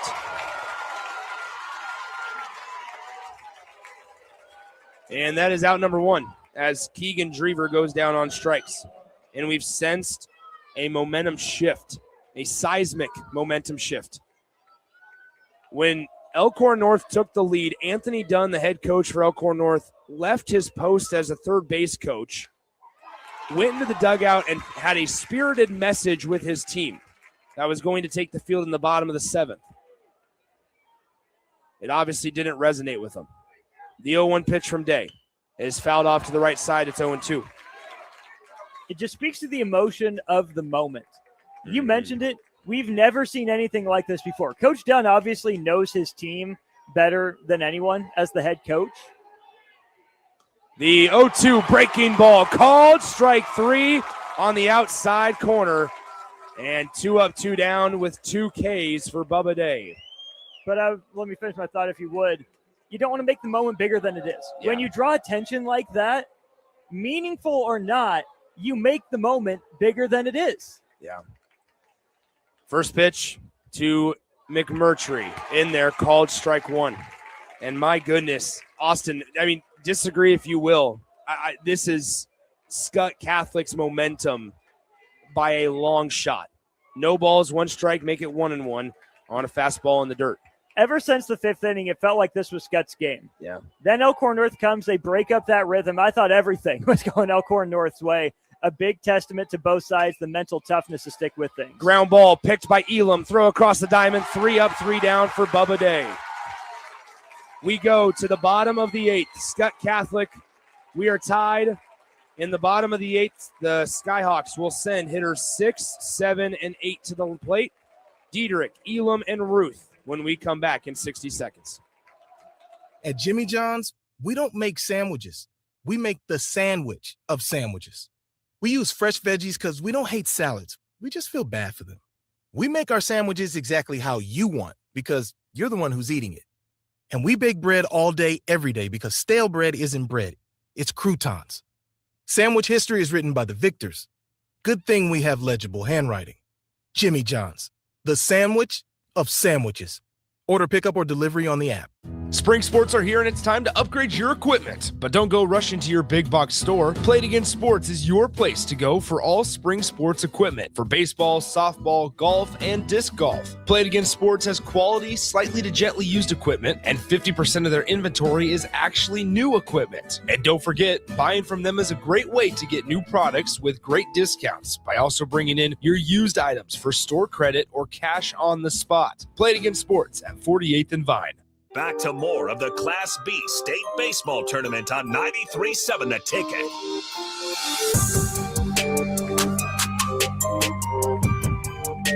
A new arm for Scut Catholic in the top of the 8th, the same arm for Elkhorn North in the bottom. Jack settles.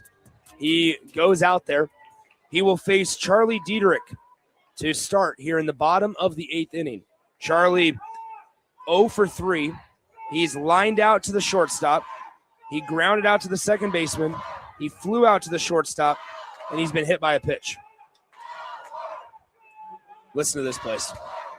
Great crowd on hand. Folks starting to pile in for the Class A title game that might start a tick now after 7. The first pitch, called strike to Charlie Diedrich, 0-1.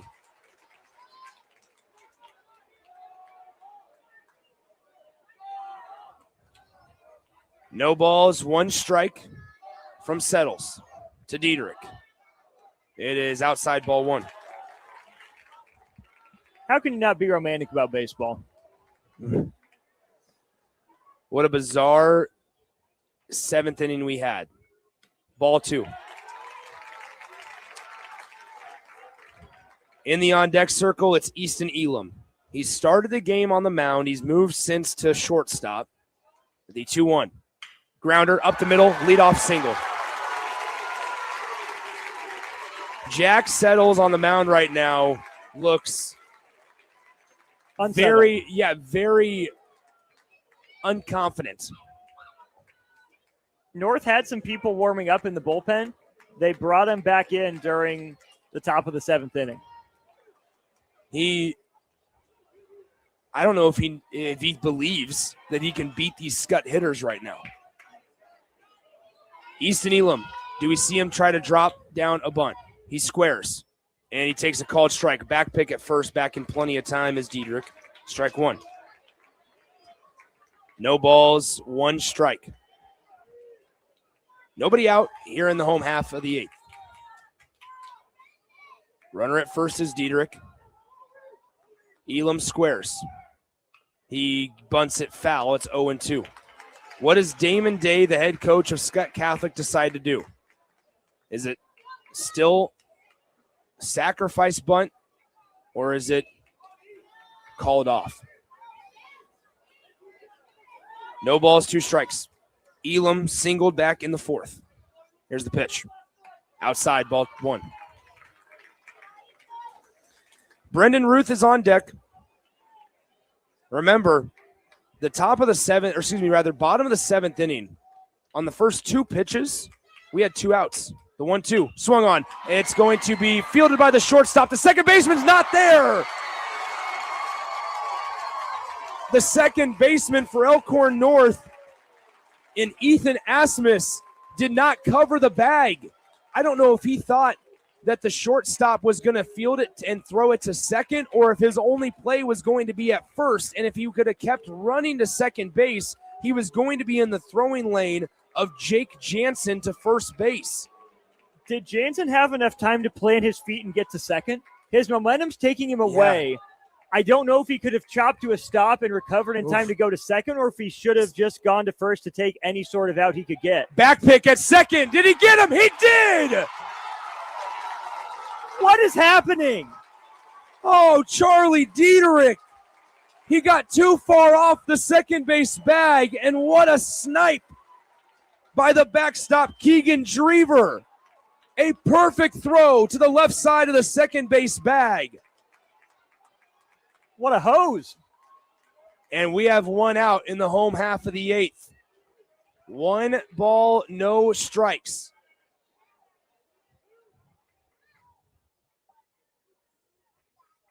The pitch, Ruth. He's still squared to bunt, took ball 2 upstairs, 2-0. So it was an error on the shortstop. No, they marked it a single? Yeah, because he fielded it cleanly. Mark it a single. Here's the pitch. It's a pitch up, and it stays in the zone, 2-1. 2-1 to Brendan Ruth. My goodness.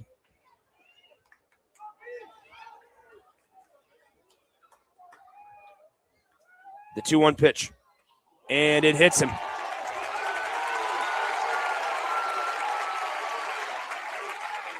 Elkhorn North is saying it hit the bat.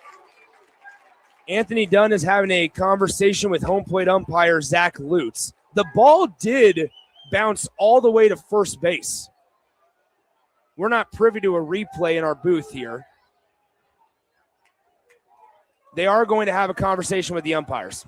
So Cody Kotick, Chris Syntex, Brad Tuke are all going to come in and have a conversation with the home plate umpire Zach Lutz. Now, what is important to note, Elkhorn North first baseman Charlie Rieselman did field it and touch the first base bag. Now, just like picking up a loose ball in football. You just take it to the base for the out. It is going to be a hit by pitch.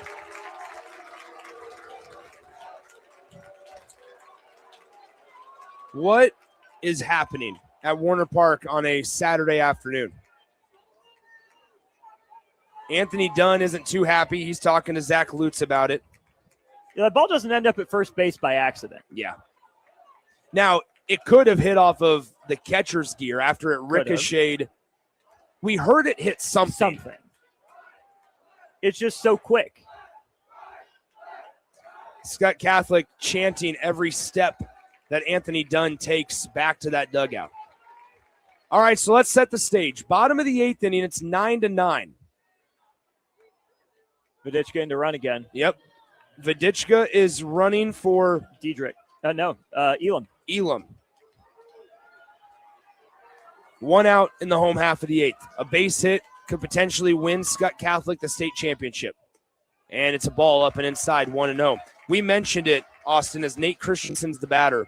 We mentioned it, that Elkhorn North intentionally pulled an arm out of the bullpen in the bottom of the 7th I'm going to make the assumption that they felt confident with a 2-run lead so that they could be in the dugout to celebrate a state championship.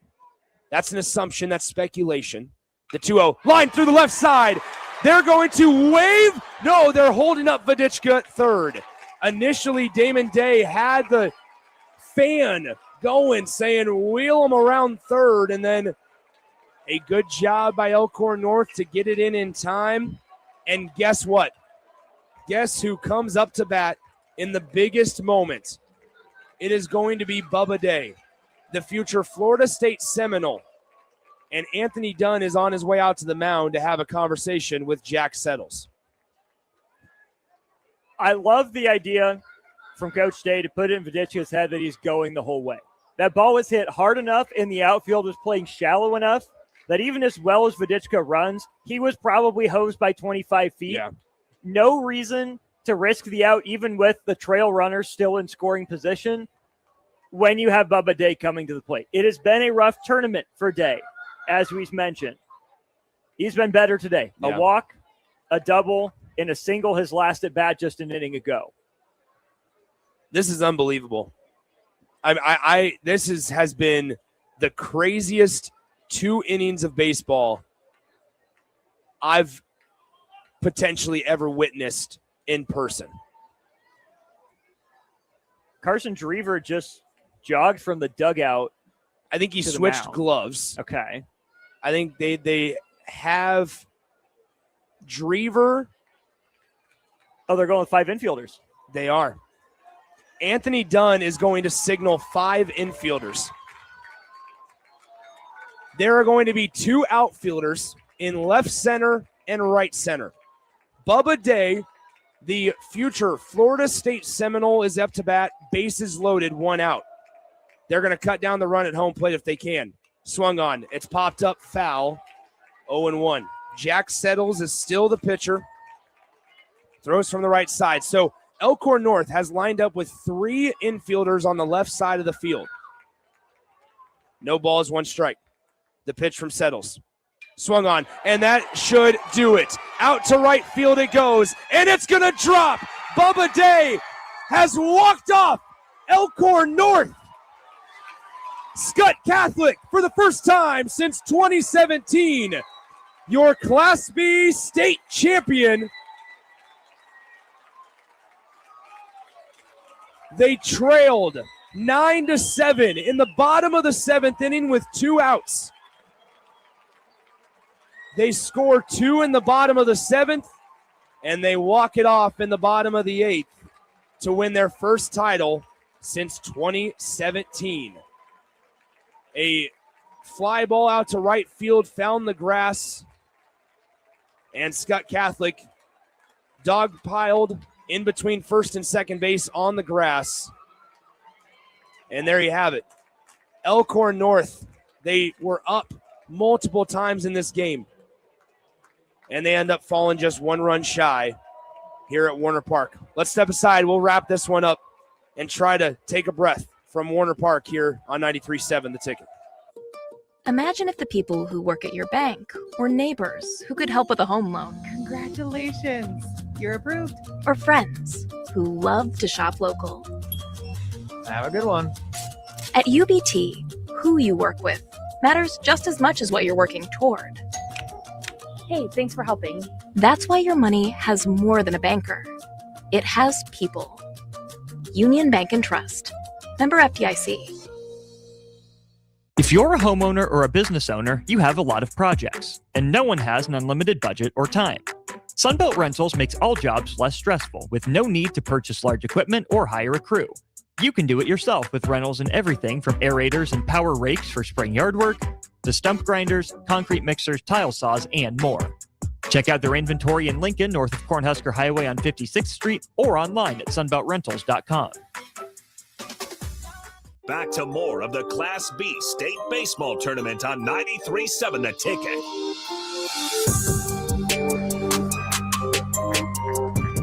Ticket. Ten to 9, your final score as Scut Catholic comes from behind.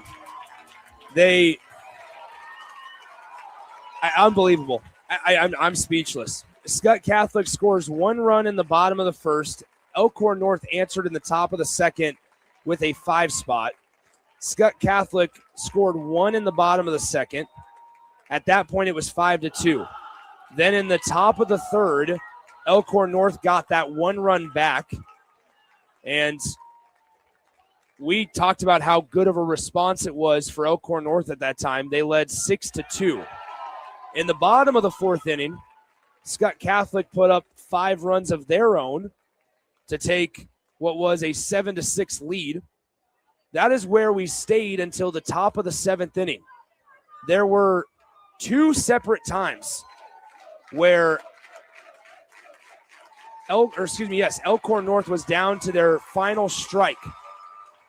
They end up putting up 3 runs in the top of the 7th inning. They were able to get Skutt out in the bottom of the 7th on 2 pitches, 2 outs on 2 pitches, and then a 2-out single, another gap shot to left center field, scored a run, and then a double down the left field line, tied us up at 9. Elkhorn North had to face Bubba Day in the top of the 8th inning. He went 3 up, 3 down, and in the bottom of the 8th inning, with the bases loaded, Elkhorn North brought in 5 infielders, and Bubba Day sprayed it to right field deep enough where it found some grass, and even if it was hauled in on the fly, they would have tagged and been safe. And Scut Catholic, for the first time since 2017, your Class B state champions. Austin, man, what a sequence those last 2 innings were. But if this sets up our next game, we're going to be in for a treat. We are 2 for 2 in dramatic championship games. We couldn't have scripted this any better because we couldn't have scripted this. I don't even know where to start. You did a great job running down the entirety of the game. This is maybe the most nuts baseball game. Unhinged at points. Yeah. I want to give a lot of credit to both teams, though. To Elkhorn North for tapping into those emotions there in that big second inning. For being so flat in the middle innings, getting stifled by Easton Elam. To Scott and Elam, who looked rattled, who looked shook out there during that 5-run second inning. For Coach Day for sticking with him. For the unlikely heroes up and down the order. For Elkhorn North to come back from the brink, 2 outs, 2 strikes, 1 pitch away at any given point from their season drawing to a close. To rally and not just make it interesting, but to take the lead. And then to take the lead by 2 and give yourself some breathing room.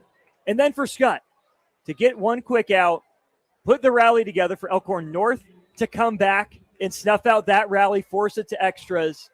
For Bubba Day to come in out of the bullpen in center field and put an end to a disappointing state tournament by the line score for him with an 8-pitch, 1-2-3 inning to get his team back in the box quickly when it really felt like Skutt had retaken control of that game. And then for the bottom of the lineup to come through, get it back to the top for one of the best players in the state.